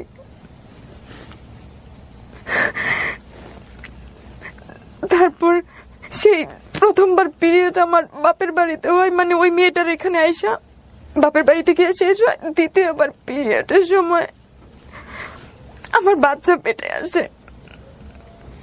ওহো, মানে বাচ্চাটাও কি পরিকল্পনা করে শ্বশুর শাশুড়ি জোর করে নেওয়াইছে বা এরকম কোনো কিছু? যে বাচ্চা চলে আসলে নাকি ও অন্যদিকে আর যাবে না, এরকম কিছু আর কি ওরা ভাবছে। ওটা প্রথম বাচ্চার বয়স কত? আমার প্রথম বাচ্চার বয়স প্রায় মনে হয় 10 বছর হয়ে গেছে। উনি কি পৃথিবীতে আসছে, মানে প্রথম বাচ্চাটা পৃথিবীতে আসছে? হ্যাঁ হ্যাঁ। তো আমার বাচ্চাটা যখন পেটে আসে আমি কিন্তু জানি না, আমি সকালে যে গোসল করি আমাকে মানে আমার সেলোয়ারে যে সেই গিটটা থাকে সেটাও আমি দিতে জানতাম না। আমি কারো কাছে নিয়ে গিয়ে দাঁড়াই থাকতাম যে আমি বাথরুমে যাবো, আমার গিটটা খুইলা দাও। গোসল করে দাঁড়াইয়া থাকতাম, আমার শাড়িটা কেউ পরাইয়া দাও। ভিজা কাপড়ে এসে দাঁড়াইয়া থাকতাম। আমাদের পাশে একটা আন্টি ছিল, সে আমাকে সবসময় কাপড় পরাইয়া দিছে। আমি কাপড় পরতে পারতাম না, মাঝে মধ্যে গিট লাগিয়ে গেলে আমি সবার কাছে গিয়ে দাঁড়ায় থাকতাম। তখন আমার বাচ্চা যখন পেটে আসে সবাই অনেক খুশি। আমি কিন্তু এত কিছু বুঝি না। যখন আমার 3 থেকে 5 মাস মনে হয় যখন হবে, তখন আমার পেটের মধ্যে প্রচুর নড়াচড়া করে। তো আমি ভয় পাই, রাত্রে একটু একটু করে কান্দি যে আমার কি হয়েছে, আমার পেটে অনেক নড়ে। আমার খুব খারাপ লাগে যখন, তখন রাত্রে আমি একটু একটু করে কান্নাকাটি করি। একদিন হঠাৎ করে জোরে অনেক খারাপ লাগতেছে, তো কান্নার সুরটা আর কি একটু জোরেই হয়েছে। জোরে বলতে কি, মানে আমার পাশে যে আমার হাজবেন্ড শুয়ে আছে, আমার মামাতো ভাই, ও আর কি শুই না লাভ দিয়ে উঠছে। ও আবার সুন্দর ছিল তো মানুষ, যখন ঘুম থেকে উঠতো চোখ লাল হয়ে যাইতো। তা আমি আবার চোখ দেখে ভয় পেয়ে গেছি। ওরা বলতেছে কি হয়েছে। পরে ওর কি শব্দতে, মানে যেমন আমি আস্তে আস্তে করে গুনগুন করে কাঁদতেছিলাম, পরে আমি জোরে কান্না শুরু করে দিছি। পরে পাশে থেকে আমার শ্বশুর শাশুড়ি ওরা আসছে, ওরাও আইসা বলতেছে কি হয়েছে, মানে সবার মধ্যে দেখতেছি যে ভয়, বড় বড় চোখ করা, সবার মধ্যে ভয়, এরকম দেখতেছি। তখন আমার আরো কান্না আসতেছে, মানে এত কান্না, মানে আশেপাশে যে লোকজন আছে সবাই বলে যে ওই বাড়িতে ছোট মেয়ের বাচ্চা হবে, বিয়ে হয়েছে, ওর বাচ্চা হবে, কিছু হয়েছে নাকি, এরকম মনে করে সবাই আর কি রাত 3টার সময় বাড়ি ভরে গেছে মানুষে। আমার বাড়ি ভরা মানুষ দেখা, ঘর ভরা মানুষ দেখা, মানে আমার লাগতেছিল আমি তখনই মরে যাবো। আমার অনেক খারাপ অবস্থা, মানে কেউ এসে যদি জিজ্ঞেস করে কি হয়েছে, আমি আর কিছু বলতে পারি না। পরে পাশে যে আমার এক দাদি ছিল, উনি কি করছে, সবাই ঘর থেকে বের করে দিছে। পরে ঘরের দরজা আটকায় দিছে, দরজা আটকে আমারে বলতেছে, দাদু তুই আমার কাছে কত কি হয়েছে। পরে সবাই না দেখে পরে দাদুর কাছে আমি বলতেছি যে দাদু আমার পেটের মধ্যে এমন জোরে জোরে কি নড়তেছে। দাদুর কাছে, মানে আমার যে দাদির কাছে গল্প শুনতাম যে পেটের মধ্যে নাকি সাপের বাচ্চা হইতো, তো ওইটা ভাইবা আর কি আমি ভয় পাইতেছিলাম যে আমার পেটের মধ্যে মনে হয় সাপের বাচ্চা হয়েছে, এই জন্য এত জোরে জোরে নড়তেছে। পরে আমার দাদু কি করছে, গালের দুই পাশে গালের মধ্যে টান দিয়া ধরে কইতাছে কি এটা তো এরকম করবো, এটা তো তোর বাচ্চাই নড়তেছে পেটের মধ্যে, অন্য কিছু না। আমি এই জন্য বলি যে life is more than drama, জীবন নাটকের জন্য। আপনার মনে হচ্ছে না যে আপনি একটা সিনেমা দেখতেছেন? তারপরে এরকম কিছু হওয়ার পরে উনি সবাই চলে গেছে, তোর কিছুই হয় নাই। পরে একটা পর্যায়ে যখন আমার পেটের মধ্যে নড়তো বা দেখা যাইতো, তো একটা সময় বাড়তেছে, বাচ্চাও বড় হইতাছে, দেখা যাইতো, তখন আমি বলতে আমি দাদু দাদু দেখো এই যে আমার পেটের মধ্যে নড়তেছে বাচ্চা, মানে পেট খালি করে দেখাইতাম। আপনি বুঝতেন না বিষয়, আপনার কাছে ফান মনে হতো বিষয়টাকে, এটা একটা মজার বিষয়। তো এরকম করে সে কি করছে, মানে তারপরে ও বাড়িতে আসে না কিছুদিন ধরে, ওই মেয়ের নাকি বিয়ের পাত্র দেখতে আসছে, তো আবার মামাতো ভাই বাড়িতে আসে না কিছুদিন ধরে। পরে তারপরে মানুষে বলতেছে কি ওরা দুইজনে এক জায়গায় কোনো জায়গায় ঘুরতে দেন, মানে এরপরে তো আমাকে বন্দি করে রাখছিল, কোনো জায়গায় যাইতে দেয় নাই। তা আমার আবার নানার বাড়ি, মানে আমার শ্বশুর বাড়ি নদীর এপারে, আর এপারে হচ্ছে আমার নানার বাড়ি, মানে তারাও এই পারেই ছিল, পরে ওই পারে চলে গেছে ব্যবসার ইয়ার জন্য। তা আমার ওর তো আবার দাদার বাড়ি হয়, আমার নানার বাড়ি হয়, তো ওরে আর আমার এখানে পাঠাইছে, মানে চর দিয়া যাইতে হয়। আমার এক কাপড় পরায় দিছে ওই আন্টি, মানে সবসময় যে আন্টি পরায় দিত ওই পরায় দিছে। পরায় দেওয়ার পর আমি যখন চরে দিয়া যাইতেছি, চরের যত মানে গাছপালা যা আছে যত কিছু আমার শাড়ির মধ্যে দিয়ে সব পেঁচা ধরছে, মানে পরে যাইতে পারতেছি না। শাড়ি পরা জানতেন না? না। তারপর আমি ওখানে শাড়ি খুলে ফেলি, খুলে যাওয়ার পর সে সেখানে বসে শাড়ির এগুলো থেকে সব সরায় দেয়। আমি বলছি আমি শাড়ি পরে যাইতে পারবো না, আর হাঁটতে পারতেছি না, কই তো আইসা পড়ছি। পরে আমি ভাবলাম কি আচ্ছা ঠিক আছে, আমি না করছি, আমি পড়তে পারি না, তারপরে আমার জোর করে, সে তো আর পড়াইতে পারে না, শাড়ি খুলে যখন এগুলো খুলছি, আমি যখন শাড়ি খুলে ফেলছি, পরে সে কোনোভাবে আমার পেঁচায় দিছে, আমি হাঁটতে পারি না পারলে যে আমি কি একটু মানে কাপড়টা উঠাইয়া জোরে জোরে লম্বা লম্বা পা দিয়ে হাইটা, মানে ওর থেকে একটু দূরে গেছি, দূরে যেয়ে ওইখানে শাড়ি খুলে ফালায় এক দৌড় দিয়ে আমি আমার নানির বাড়িতে উঠছি, মানে ওর তো দাদার বাড়ি হয়। তখন সে কি করছে, সেই শাড়ি এখানে ফালাইয়া দিয়া ওই রাস্তা দিয়া যাইতাছে আর নানার বাড়ি উঠতেছে, আমার শ্বশুরের বক্তাছে বাচ্চা আমার বিয়া করাইছে, আমি কইছি আমি বিয়া করবো না, এটা সেটা, মানে আমার শ্বশুরের উপরে রাগ ঢালতেছে। তো এরকম হইলে আমার নানির বাড়িতে গেছি, তার মোট ওইখানেই সে একটা পর্যায়ে সে ওই মেয়েকে একদিন হইলো বিয়ে করবে, বাট সে আমার উপরে দায়িত্ব পালন করে যাবে যেহেতু আমার বাচ্চা হবে। তখন আমার যখন বাচ্চা পেটে 7 মাস, তখন আমাকে ঢাকায় দেয় আমার মার কাছে, আর দেয় নাই, তখন আমাকে ঢাকায় দেয় আমার মার কাছে। আমি তো অনেক খুশি আমার মার কাছে যাবো। তো আমার মা নিয়ে আমার বিভিন্ন জায়গায় ডাক্তার দেখায়, ডাক্তার বলে যে ওনার বাচ্চার অবস্থা এতটা ভালো না, যেহেতু আমার বাচ্চা অনেক ছোট, 1/2 কেজি হয়েছিল, আমার বাচ্চার অবস্থা ভালো না। 500 গ্রাম, 1/2 কেজি মানে 500 গ্রাম। আমার বাচ্চার অবস্থা ভালো না, এটা সেটা এরকম বলতেছিল। একটা সুস্থ বাচ্চার ওজন জানেন আপনারা? ওই হাফ কেজি যে বললো, একটু গুগল করে নিয়েন, যেহেতু আমার 2টা বেবি আছে, সো কিছুটা হলো জানি। আমি যতদূর জানি যে এটা 2.5 থেকে 3 কেজি প্লাস। হ্যাঁ, সেখানে একটা বাচ্চার ওজন 500 গ্রাম। তো এরকম আমি যদি ভুল বলে থাকি আমি সরি বলছি, বাট আমার এটা একদম মানে গুগল করে নলেজ না, আপনারা চাইলে করে দেখতে পারেন। বাট এটা খুবই আন্ডারওয়েট বেবি, ব্যাপারে কোনো সন্দেহ নাই, এবং এটার প্রেক্ষাপটটা আপনারা দেখলেন। হ্যাঁ, তারপর আমার আম্মা আমাকে ডাক্তার টাক্তার দেখায়, কোনো পরে অনেক কিছু ওষুধ খাওয়ায়, অনেক ফল টল খাওয়ায়, এরকম কিছু। পর একটা সময় যখন আমার না, এর মধ্যে আমার শ্বশুরবাড়ি থেকে আসার পর মানে 15 দিন পর আমার একটা অসুস্থ হয়, যেটাকে এই ধাস্তু বমি বলে। বমি পাতলা পায়খানা দুইটা একসাথে। তো হঠাৎ করে আমার বমি পাতলা পায়খানা একসাথে। আপনি আমাকে just একটু বলেন তো, আপনার ক্লাস 4-এ থাকতে বিয়ে হলো, বিয়ের কয় বছর পর আপনার বাচ্চা হয়েছে? বিয়ের মনে হয় 1.5 বছর পরে, এরকম 1.5-2 বছর। তাহলে ওর বয়স কত? 11 থেকে 12 বছর। সেকেন্ড পিরিয়ডের সময় আপনি কনসিভ করেন। হ্যাঁ।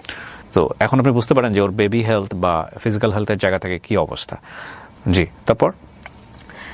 তারপর আমাকে এর মধ্যে দিয়া আসার কিছুদিন 15 দিন পরে আমার যখন পাতলা পায়খানা বমি হয়, তখন মানে আমার মরার অবস্থা হয়ে যায়, চোখের সামনে রক্ত জমা হয়ে যায়, এরকম হয়ে যায়। তো সবাই বলছে যে মারা যাবে। তো একটা পর্যায়ে আমার আম্মা আমাকে উত্তরসূর করে কোরআন শরীফ পড়তেছে, সবাই কয়েকজন মিলা, এরকম অবস্থায়। পরে আমার আম্মা আমাকে মেডিকেলে নিয়ে যায়। মেডিকেলে নিয়ে যাওয়ার পর ওইখান থেকে সুস্থ হই, কিন্তু বলছে যে বাচ্চা নাকি মারা গেছে, এরকম কিছু।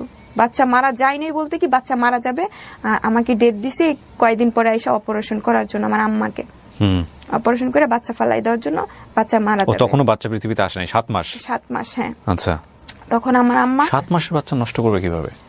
বাচ্চা অনেক ছোট ছিল। হ্যাঁ, তারপর তো বাচ্চা আমার যখন এরকম অবস্থা হয়েছে, তো আমার বাচ্চাও নাকি মানে শুকনায় পড়ে গেছে, বাচ্চা মানে বাচ্চা খাবার পাচ্ছে না, সোজা কথা যেটা বলে, পেটের খাবার যেটা দরকার, মারা যাবে, বাচ্চা মারা যাবে, এরকম কিছু বলছে। যে বাচ্চা হয়তো টিকবে না, আপনার আয়সা একটা চেক আপ করে ওনার অপারেশনটা করাই নিয়ে যান। আমি সুস্থ হওয়ার পরে হসপিটাল থেকে যখন আমাকে দিচ্ছে, তখন আমার আম্মা সেই মুহূর্তে গেছে, সেদিন ডেট হচ্ছে, মানে অপারেশন করে বাচ্চা করে দেবে। আমি যখন বাসা থেকে বের হব অপারেশনের জন্য, মানে ডাক্তারের কাছে নিয়ে যাবো, চেক আপ করে পরে হয়তো বাচ্চা কিভাবে পেটে থেকে বের করতে হয় সেই ব্যবস্থা তারা করবে। আর পেটের মধ্যে ডাক্তারের কাছে ফোন দিয়ে আবার জানতে বলছে যে পেটের মধ্যে নড়াচড়া করে নাকি। আমি কোনো নড়াচড়া পাই না, মানে যে নড়াচড়াটা পাইলে আমি সবাই দেখাইতাম, এরকম কোনো নড়াচড়া হয় না। বাসা থেকে বের হওয়ার পর কিছুক্ষণ পরে মানে রাস্তার মধ্যে আমার পেটের মধ্যে নড়াচড়া করতেছে একটু একটু। আম্মা আমার পেটের মধ্যে না একটু একটু নড়াচড়া করতেছে, চল যাইয়া দেখি কি অবস্থা। পরে যাওয়ার পরে ওখানে আমার আলটা করাইছে, বলছে বাচ্চা তো এখনো মারা যায় না, ওর হার্টবিট চলতেছে, আমার মনে হয় আপনারা অপারেশন করে ফেলেন, হয়তো বাঁচবে না, এরকম কিছু বলছে ডাক্তার বলেছে। হ্যাঁ। পরে আমার আম্মা বলছে কি এখনো যেহেতু জানটা আছে, আচ্ছা দেখি কিছুদিন।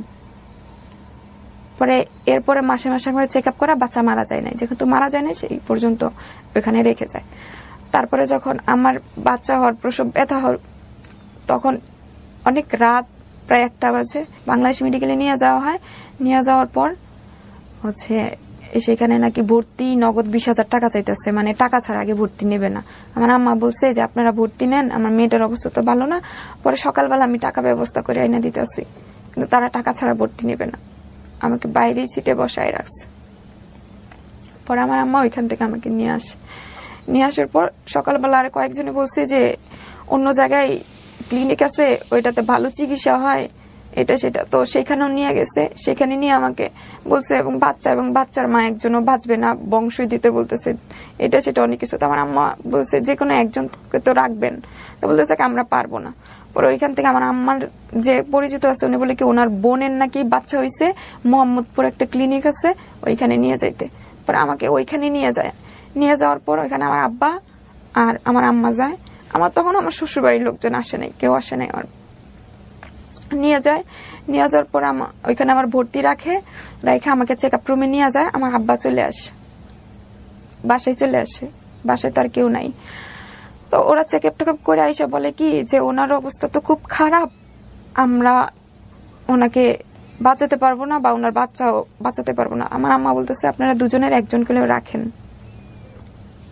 বলতেছি কি না আমরা পারবো না, আপনারা ঢাকা মেডিকেল নিয়ে যান। পর আমার আম্মা ওইখান থেকে বাধ্যতামূলক আমার আম্মা ওইখান থেকে আয়সা নিচে যখন দাঁড়ায় ওখান থেকে ডাক্তার গুলা না আমারে দেখতেছিল অনেক, পরে ওরা দৌড়ায় আসছে বলে কি আপনি আমাদের এখান থেকে অ্যাম্বুলেন্স নিয়ে যান, আমরা সাথে ডাক্তার দিয়ে দিচ্ছি, মেয়েটার অবস্থা ভালো না। তখন আমার ওইখান থেকে আমার আম্মা অ্যাম্বুলেন্স নেয় ওই ক্লিনিকের ওইখান থেকে, আর ওইখান থেকে একটা ডাক্তারও আমার সাথে যায়, যাইয়া ওইখানে ঢাকা মেডিকেল আইসা আমাকে ওইখানে ভর্তি করে রাখা যায়। যাওয়ার পর আমার বাচ্চা হয়, আমারও কিছু হয় না, আমার বাচ্চারও হয় না। হওয়ার পরে আমার বাচ্চাকে কাচের বাক্সতে নিয়ে যাওয়া হয়, অনেক ছোট, কাচের রুমে নিয়ে যায় আমার বাচ্চাটাকে, আমি দেখতে পাই না অবশ্যই, অনেক ছোট হয়েছিল, যে তুলার মধ্যে পেঁচানো ছিল, কাচের বাক্সতে অনেক দিন ছিল। তার মধ্যে দিয়ে আমার শ্বশুর বাড়ির লোকজন কেউ আসে নাই। তা আমাকে যখন বেডে আইনা শোয়ায়, বাচ্চারা তো আর দেখতে পারি না, বেডে আইনা শোয়ায়, তখন মানুষে শুধু বলে কি যে তোমার জামাই কই, তোমার জামাই আসে না কেন, তোমার জামাই কি করে, মানে এগুলো আমার আম্মা থাকলে বলে না, আমার আম্মা যখন আমার থেকে দূরে বা ওষুধ আনতে যায় বা বাচ্চাকে দেখতে যায় তখন আর কি সবাই এসে বলে। আর অনেকে বলে কি যে তোমার মনে হয় বিয়ে হয় নাই, এরকম কিছু বলে, যেহেতু আমার শ্বশুর বাড়িতে তোমার শ্বশুর বাড়ির লোকজন আসে না কেন। পরে আমার আম্মা বলছে কি ওদের একটু সমস্যা আছে সেই জন্য আসে নাই, ওরা কিন্তু আসে নাই। পরে মেডিকেলে আমি অনেকদিন থাকি, বাচ্চাকে দেয়া যায় কিন্তু আমার ছিল না, মানে বাচ্চাকে যে আমি দুধ খাওয়াবো ফিট করতে পারি নাই। তখন ডাক্তারে বলছে যে ওয়ান খাওয়ানোর জন্য হসপিটালে থাকা অবস্থায় আমার আম্মা, ও আবার এতটুকু ছোট হয়েছিল ফিটার খাইতে পারতো না, মানে সেই দুধটাও একটা ন্যাকড়ার সাহায্যে আর কি টিপ টিপ করে খাওয়াইছে, ওর কিছুই ছিল না শরীরে, মানে আমি বলি এরকম করে ঝুলেছিল, চামড়া মাংস ছিল না, হাড় দেখা যাইতেছিল, শরীরের রগ দেখলে ভয় লাগছে, আমি কোলে নিতে পারতাম না। আমার আম্মা ভয়ে গোসল করাইতো না, কারণ ওর চামড়া এতটাই পাতলা ছিল সব দেখা যাইতো। পরে আমার নানি আসে, আমার নানি ওর দাদি হয়, ওনাকে পাঠানোর পর উনি আসে, উনি আইসা দেখা যায়, বাড়িতে যায় বলে কি দেখ গিয়া তোরা গিয়া পাস নাকি, বাচ্চা মনে হয় বাঁচবে না, যেমন দেখে আসছি। তো অনেকদিন পর আমার জামাই এসা আমার বাচ্চারে দেখা গেছে, তার 21 দিন আরো অনেকদিন পর আমার শাশুড়ি আসছে, তার কয় মাস পর আমার শ্বশুর আসছে। এতদিন পরে কেন আসলো? ওরা নাকি বাড়িতে ঝগড়া লাগছে। বাচ্চা যখন হয়ে যায় তখন অনেকদিন পর বাড়িতে আসি, মানে ঢাকায় আসি। আমার বাচ্চার 5-6 মাস বয়স পরে কিন্তু আমার আম্মা আমাকে বাড়িতে, মানে আমার শ্বশুর বাড়িতে পাঠায়। সেখানে থাকেও বেশি দিন থাকি না, চলে আসছি, কারণ বাচ্চা আমি রাখতে পারি না, কোলেও নিতে পারি না, মানে কোলে নিলে টয়লা দিয়া পেঁচাইতে মানে একটু মানে ধরার মতো হইলে আর কি আমি নিতে পারি, না হলে নিতে পারি না, বাচ্চার মতো একেবারে খাওয়াইতে পারি না কিছু না। আমার আম্মা দুধ খাওয়াইছে, আমার আম্মাই রাখছে, এমনকি আমার মেয়ে বড় হয়ে আমার আম্মারে আম্মা ডাকছে, আমার আব্বারে আব্বা ডাকছে, আমাকে কিছুই ডাকে নাই। ওহো। তো এরকম করে দিনকাল চলতেছিল। তারপর হচ্ছে গিয়া আমার সে আবার দেশের বাইরে চলে যাবে, আপনার স্বামী। আমার আরেকটা বাচ্চা পেটে আসে ওই সময়। 2 বছর পরেই আমার আরেকটা বাচ্চা পেটে আসে। পেটে আসে, ও দেশের বাইরে চলে যাবে এই কথা বলতেছিল। ওই সময়টাতে মেয়েটার সম্পর্ক কেমন ওনার? ওইখানে মোটামুটি ভালোই। তখনও কি আপনার মেয়েটার সঙ্গে যোগাযোগ ছিল? হ্যাঁ, কারণ মেয়েটার আম্মুকে সে আম্মু বলে ডাকে। ওনার নাকি দুটো ছেলে। আপনার দিক থেকে বিষয়টা কেমন ছিল? আপনি কি তখন আপনার হাজবেন্ডকে, বা তখন তো আপনার হাজবেন্ড, ওনাকে কি তখন আপনি ভালোবাসেন, মন থেকে ভালোবাসতে পেরেছেন, নাকি তখনও মনে হতো না জীবন থেকে চলে গেলে বাঁচি? আমি আসলে কি ভালোবাসাটা বুঝতাম না, ওনার যথেষ্ট পরিমাণ ওখানে সম্মান করতাম, ভয় পাইতাম, ওনার কথাটা মাইনা চলতাম, এরকম ছিল আর কি। ফাইন। তারপর কি হলো? আপনার বাচ্চা পেটে আসলো। হ্যাঁ, তো এরকম করে চলতেছে। তারপর আরেকটা বাচ্চা পেটে আসে, আসার পর ও দেশের বাইরে যাবে। তারপর আমার আম্মাকে বলে কিছু টাকা দেওয়ার জন্য, আমার আম্মার যা গয়নার গাড়ি ছিল তা বেসে ওনাকে টাকা দেয়, কিন্তু ওইখানে টাকাগুলা মাইর খায়। আপনি ওই মেয়েটার সঙ্গে যে ওনার সম্পর্ক, এগুলো নিয়ে আপনাদের মধ্যে সংসারে ঝামেলা হতো নাকি আপনি এগুলো নিয়ে কিছু বলতেনই না? না, আমি কিছু বলতাম। এগুলো নিয়ে আপনার মধ্যে কোনো অনুভূতি তৈরি হতো না? না, সে বলছে সে ওকে বিয়ে করবে, কিন্তু একদিনের জন্য হলেও বিয়ে করবে, এরকম কিছু। আচ্ছা, ওকে। কিন্তু আমার কোনোদিন ইয়া করবে না, বা আমাকে ছাড়লে ওর ফ্যামিলি তোরে জায়গা দিবে না, ওকে, এই ভয়টা ওর মধ্যে ছিল। তা আমি এটা নিয়ে আর মাথা ঘামাই নাই। পরে সে দেশের বাইরে চলে যাবে, এই টাকা মেয়ের খাইলো, আমার আরেকটা বাচ্চা হয়। সেই মুহূর্তেও কিন্তু আমার বড় মেয়েটা আমাকে আম্মা বলে ডাকে না, আমার মার সাথেই থাকে। আমার ছোট মেয়েটা, মেজো মেয়েটা হওয়ার পরও আমার মেয়েটা বলতো কি, মুন্নি তোর নানা ভাই আইছে, আমার আব্বা আইছে, মনি তোর পাখিমণি আইছে, আমার আম্মা আইছে। মানে আমার আম্মার নানি বলতো না, পাখিমণি বলতো, এখনো পাখিমণি বলে। তারপর এরকম করে দিনকাল চলতে থাকে। থাকার পর আমার হাজবেন্ড আমার শ্বশুরের সাথে ঝগড়া করে আমারে ফালাই রেখা ও ঢাকায় আবার চাকরি করতে চলে আসে। মানে ওদের ঝগড়া, আমাকে ফালাই রেখে আসে ওইখানে। তারপর আমার শাশুড়ি আমাকে অনেক অত্যাচার করে, আমার শরীরে গায়ে হাতও তুলে। যেমন খাবার খাইতে গেলে, আমার 2টা বাচ্চা তখন, কারণ আমার বড় মেয়েটা তো আমার বুকে দুধ খাইতে পারে নাই, যখন মেজো মেয়েটা হয় তখন সবাই বলছে কি আচ্ছা ও যেহেতু 1 ফোঁটা বুকের দুধও পায় নাই, তো আমার দুজনই দুধ খাইতো। ও আমারে ফালাই রেখে চলে গেছে। চলে যাওয়ার পর আমাকে ওরা ঠিক মতো খাবার দিত না। খাবার কি, একটু তেল সাবান পানিও দিত না। তেল দিতে গেলে মানে সরিষার তেল দিয়ে একটু শরীরে দিতে গেছি, তারপরে বলছে 1 পা তেল 30 টাকা দিয়ে আনছি, পায়ের তালাই অব্দি দেওয়া লাগে। আর রান্না বান্না করে নিয়ে যাইতাম, নিয়ে যাওয়ার পর সবাইরে খাওয়াইতাম। খাওয়ানোর পর আমার শাশুড়ি আমার প্লেটে অল্প কয়টা ভাত, আর আমার শাশুড়ির প্লেটে অল্প কয়টা ভাত, আর একটা বোলের মধ্যে ভাত আমার ছোট একটা দেবর ছিল ওর জন্য রাইখা দিত। দেখো ও তো একটু পরে কান্না করবো, কিন্তু সেখানে অনেক করে ভাত রাখতো। পরবর্তীতে আমার শাশুড়ি ওকে খাওয়াই দিত, উনি নিজেও খাইতো। মানে আমাকে খাবার দিত না একবার। আমি অনেক কষ্ট করতাম। যেমন ওরা সবাই খাওয়ার পরে যখন আমি নিজে অল্প করে ভাত খেয়ে যখন আমি পুষ্কুনিতে আমি প্লেট ধুইতে যাইতাম, তখন মনে হয় যে আমার মনে হইতো যে পুষ্কুনির পানি মনে হয় আমার অর্ধেক আমার চোখের পানি, পেটের ক্ষুধায়। আমারে ফালাই রেখে চলে যায় ওখানে। অনেক কষ্ট করি, একটা পর্যায়ে সে আসে, একটা পর্যায়ে আইসে আমাকে ঢাকায় নিয়ে যায়, আমার মার কাছে আমাকে রাইখা যায়। পরে ওইখানে আমি 2টা বাচ্চা নিয়ে থাকতে থাকি। মার কাছে? মার কাছে। 2টো বাচ্চা কি মেয়ে বাচ্চা? হ্যাঁ, 2টা বাচ্চা মেয়ে। আমার বাচ্চাগুলো কিন্তু অনেক সুন্দর দেখতে, যে কেউ আদর করবে। রাস্তা দিয়ে নিয়ে গেলে মানে এমন একটা মানুষ নাই যে ওর গালে না হাত দিছে, ওকে কোলে না নিছে। মাশাআল্লাহ। জি, তারপর রেখে যায়? হ্যাঁ, ওখানেই থাকতে থাকি। ও বলতেছে কি যে আমার টাকা লাগবে, আমার আম্মার কাছে টাকা চাইতেছে। আমার আম্মা বলে কি আমার তো টাকা দেওয়ার সামর্থ্য নাই, তুমি ওদেরকে রাইখা যাও, তুমি নিজে কাজ করো, কাজ করে টাকা জমাও, ওদেরকে দিতে হইব না, পরে কিছু একটা করো। তো এখানে যখন আমাকে রাইখা যায়, ও নিজে নিজে টাকা জমাইতেছে, আমারও দিতে হয় না। 4 বছর হয়, 4 বছরের পরে মেয়েদের, তখন ওইখানে যাই। যাওয়ার পর সবাই ওইখানে কানাফুসা করতে থাকে যে আমার কোথা থেকে নিয়ে আসছে, আমাকে কোথা থেকে নিয়ে আসছে। মানে এসে ও যখন অফিসে চলে যায়, এ আসে সে আসে, তুমি বলো তোমার বাপের বাড়ি কই, তোমার বাপ কই, আমাদেরকে বলো ঠিকানা দাও, তোমার ওইখানে দিয়ে আসবো। আর তোমার বাচ্চাগুলা কি তোমার নিজের, এরকম কিছু বলতো। তখন আপনি হাজবেন্ডের সঙ্গে থাকেন? হ্যাঁ, কিন্তু যেমন বলতো কি, ওরা বলতো যে আমার ভাগাই নিয়ে আসছে, এরকম কিছু, ওনার আগের বাচ্চা, এরকম সবাই আর কি বলতো।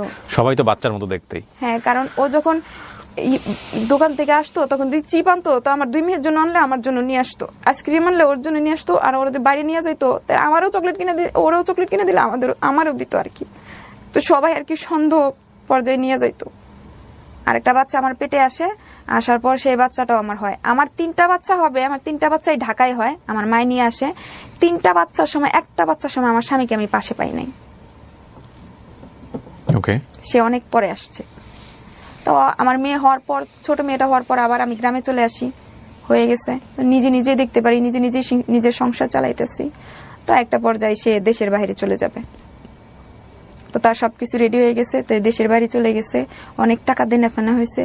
আমি ঢাকায় চলে আসি, গার্মেন্টসে চাকরি করতে গেছি। আমি তো পড়াশোনা কম করছি, তো অন্য অন্য কোম্পানিতে আমার চাকরি হওয়া সম্ভব না।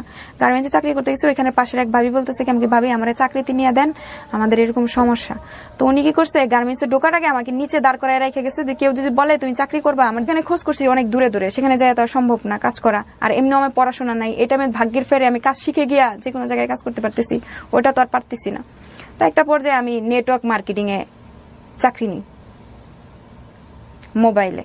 আমি পাশাপাশি অন্য কিছু কাজ করলাম, নেটওয়ার্ক মার্কেটিং এর কাজ করলাম। সেখানেও আমার ব্রেন খাটায়া আমি ভালো একটা পজিশনে চাকরি করে ফেললাম। আমার স্যার আমাকে অনেক বাজাইছে, অনেকভাবে টেস্ট করছে, যে সেখানে তো অনেক মানুষের সাথে কথা বলতে হয়, মাসে মাসে 2টা-3টা প্রোগ্রাম থাকে, অনেক বড় স্টেজে কথা বলতে হয়। তো সেখানে যদি কোনো ভালো ছেলে দেখি, তখন যদি ছেলেদের সাথে সম্পর্ক হয়, আমার তো ওরা আমাকে যা শিখাবে সব নষ্ট, আমার জীবনটাও নষ্ট, এরকম ওরা আমাকে অনেক বাজাইছে। বাজার পরে আমার একটা প্রজেক্টে আর কি জয়েন করাইছে, একটা প্রজেক্ট গ্রুপে। আপনার হাজবেন্ড তখন কি দেশের বাইরে? দেশের বাইরে। আমি প্রায় 800 লোকের লিডার ছিলাম। 800? হ্যাঁ, 800 লোকের লিডার ছিলাম। আমার এ টিমে ছিল 800 লোক, বি টিমে 56 জন লোক ছিল। মানে বি টিম নিয়ে কাজ করতেছি, এ টিমের কাজ শেষ আমার। এ টিমের মধ্যে 2-3 জন মার্কেটিং ম্যানেজার আছে, তারপরে হচ্ছে সেলস এক্সিকিউটিভ আছে, সিনিয়র সেলস এক্সিকিউটিভ আছে, বিএপি মেম্বার আছে। তো আমি যখন মার্কেটিং কাজ করি তখন মনে করেন যে আমার সারাক্ষণ ফোনে ব্যস্ত থাকতে হয়। মানে এ কল দিতেছে, আমার যেমন আমি যেহেতু সবার মেন্টর, তাই একজনে যদি একজনকে ইনভাইট করে তারা যদি না বুঝাইতে পারে তা আমাকে বুঝাইতে হইতো, বা আমি যদি না পারতাম আমার যে মেন্টর তাকে দিয়ে হেল্প নিতাম, এরকম কিছু। তো আমি সবসময় ব্যস্ত থাকতাম। আর তার 2 বছর আগে থেকে আমি যখন বাপের বাড়িতে যাইতাম, এর মধ্যে আমার আব্বা আম্মা সেপারেশন হয়ে গেছে। আমার ভাইদেরকে নিয়ে ঝগড়া নিয়ে, আমার আম্মা ঢাকায় থাকে, আমার ভাইদেরকে নিয়ে, আর আমার আব্বা গ্রামে থাকে। সেপারেশন বলতে কি ডিভোর্স হয়ে গেছে? না, ডিভোর্স হয় না, আমার আলাদা আব্বা থাকে? একটা বিয়ে করছে আর কি। ওকে।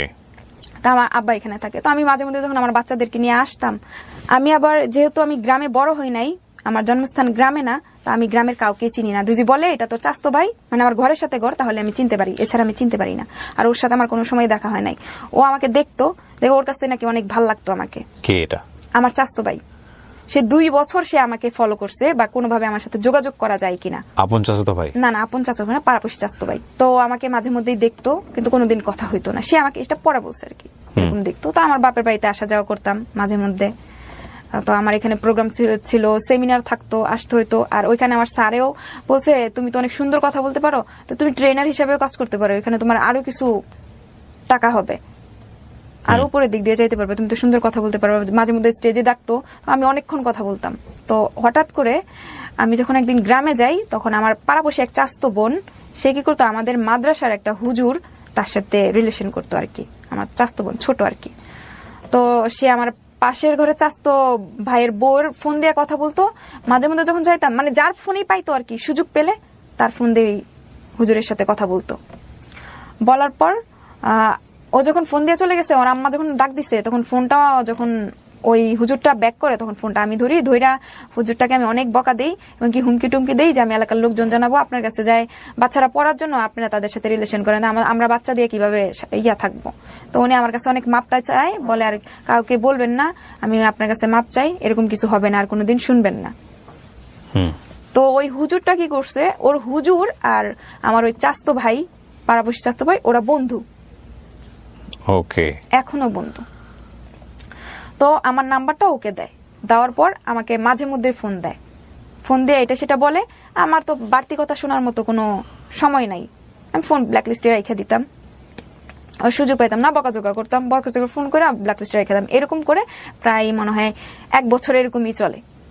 2 মাস 3 মাস পর পর ফোন দিত, মানে কোন সুযোগ সে পাচ্ছে না আমার সাথে। তখন আপনার হাজবেন্ড দেশের বাইরে? হ্যাঁ, দেশের বাইরে, কোনো সুযোগ সে পাচ্ছে না আমার সাথে কথা বলার জন্য। না পাইলে হঠাৎ করে একদিন ফোন দেয়, যখন আমি মার্কেটিং বিজনেস বি টিম নিয়ে কাজ করতেছি, আমার তো লোক দরকার, যে কোনো লোক আমাকে ফোন দিলে। তো একটা পর্যায়ে সে আমাকে ফোন দেয়, আমি ভাবছি যে সে আমাকে একজন আমার ডিস্ট্রিবিউটর ফোন দিয়ে বলতেছে কি, ম্যাডাম আপনাকে একজন ফোন দিবে, তাকে একটু প্ল্যানিংটা বুঝায়েন, সে একটা প্যাকেজ করবে। তো আমি বলছি আচ্ছা ঠিক আছে, আমার ফোন নাম্বারটা দিয়ে দেন, আমার ভিজিটিং কার্ডও আছে, ফোন নাম্বারটা দিয়ে দেন। তো ফোন নাম্বারটা দিয়ে দিচ্ছে, উনি কথা আমি ভাবছি কি যে মানে আমার যে ডিস্ট্রিবিউটর আছে উনি আমাকে মানে আমার নাম্বারটা দিচ্ছে, ওর মতো কেউ আর কি ফোন দিচ্ছে। তো উনি ফোন দিয়ে বলতেছে ম্যাডাম আপনি নাকি একটা জব করেন মার্কেটিং, আমিও সেই বিজনেসটা করতে চাই। তা আমি ভাবছি কি উনি দিছে ফোন নাম্বারটা, তা বলতেছি কি হ্যাঁ, ওই লোকটার নাম নিয়ে বলতেছি যে হ্যাঁ উনি ওই সাহেবে আপনার নাম, আপনার সাথে কথা বলতে বলছে। আচ্ছা, আমাদের প্ল্যানিংটা ওনাকে বুঝাইতাছি, মানে আমার যে চাস্তো ভাই সেটাই আমি বুঝতে পারতেছি না। তো উনি প্ল্যানিংটা বুঝছে, বুঝার পর বলতেছে কি আমি তো আপনাকে চিনি, আপনার নাম, আপনার ডাক নাম, আপনাকে বাসায় সবাই বলে ডাকে, আপনার 3টা বাচ্চা আছে, আপনার হাজবেন্ড দেশের বাহিরে, আপনার শ্বশুর বাড়ি এখানে, আপনার বাবার নাম এটা, আপনার বাবা এখানে। এই ছেলেটা যে আপনাকে ডিস্টার্ব করেছে চাচাতো ভাই, সে কি জানতো যে সে তার চাচাতো বোনকে করতেছে ডিস্টার্ব? হ্যাঁ, সে জানতো, সে আমাকে দেখতো, আমার বাড়িতে আসলে সে। ওকে ফাইন, এখন সে তার নিজের পরিচয় দিতে চাচ্ছে আপনার সঙ্গে। Okay fine. তো সে এটা বলতেছে, তো আমি হঠাৎ করে মানে একটা শক খেয়ে গেছি যে কে আমার ব্যাপারে সবকিছু জানে, আমি তাকে চিনি না। তো সেই ব্যাপারে তার সাথে আমি আগ্রহ করে কথা বলি। না, দিন আপনি ওকে চিনতেন না? না না না। তো একটা মানুষ যদি হঠাৎ করে বলে ফোন দিয়া যে আমার সর্বোচ্চ সবকিছু জানে, যেহেতু আমার চাস্তো ভাই, তখন আগ্রহ পোষণ করেন আপনি। Okay fine. তখন ওর সাথে আমি কথা বলি, কথা বলতে বলতে একটা পর্যায়ে যে আপনি যখন যেহেতু বিজনেসের ব্যাপারে বললেন আপনি কি করবেন, বলছে হ্যাঁ করব। তো সেই সূত্রে কথা বলে আমি ঠিক আছে, আপনি যেহেতু চিনেন আমার বাড়িতে আইসেন, দাওয়াত রইল। এই বিজনেস কি এমএলএম টাইপের বিজনেস? ওইটা আমি বলি দেশটুনিক যে একটা ইয়া ছিল সেম ওইরকমই। ওকে ওকে। প্রোডাক্ট নিয়ে, আমাদের এখানে সব ধরনের প্রোডাক্ট। ওকে ওকে ফাইন। উনি বলছে আমাদের অফিসে যাবে, আমি বলছি আমাদের শাখা অফিস এখানে আছে, আপনি যেতে পারেন। মানে আমাদের ময়মনসিংহে ওই কোম্পানিটার শাখা অফিস আছে, বিভিন্ন জেলায় শাখা অফিসগুলো আছে। তো ও বলে কি না আমি আপনাদের মেইন অফিসে যাব, হেড অফিসে যাব। ঠিক আছে হেড অফিসে আসেন। তো উনি ত্রিশাল আসলো, মানে আমার বাড়ি থেকে ত্রিশাল আসলো, আমিও আসলাম, কিন্তু তাকে আর আমি দেখলাম না।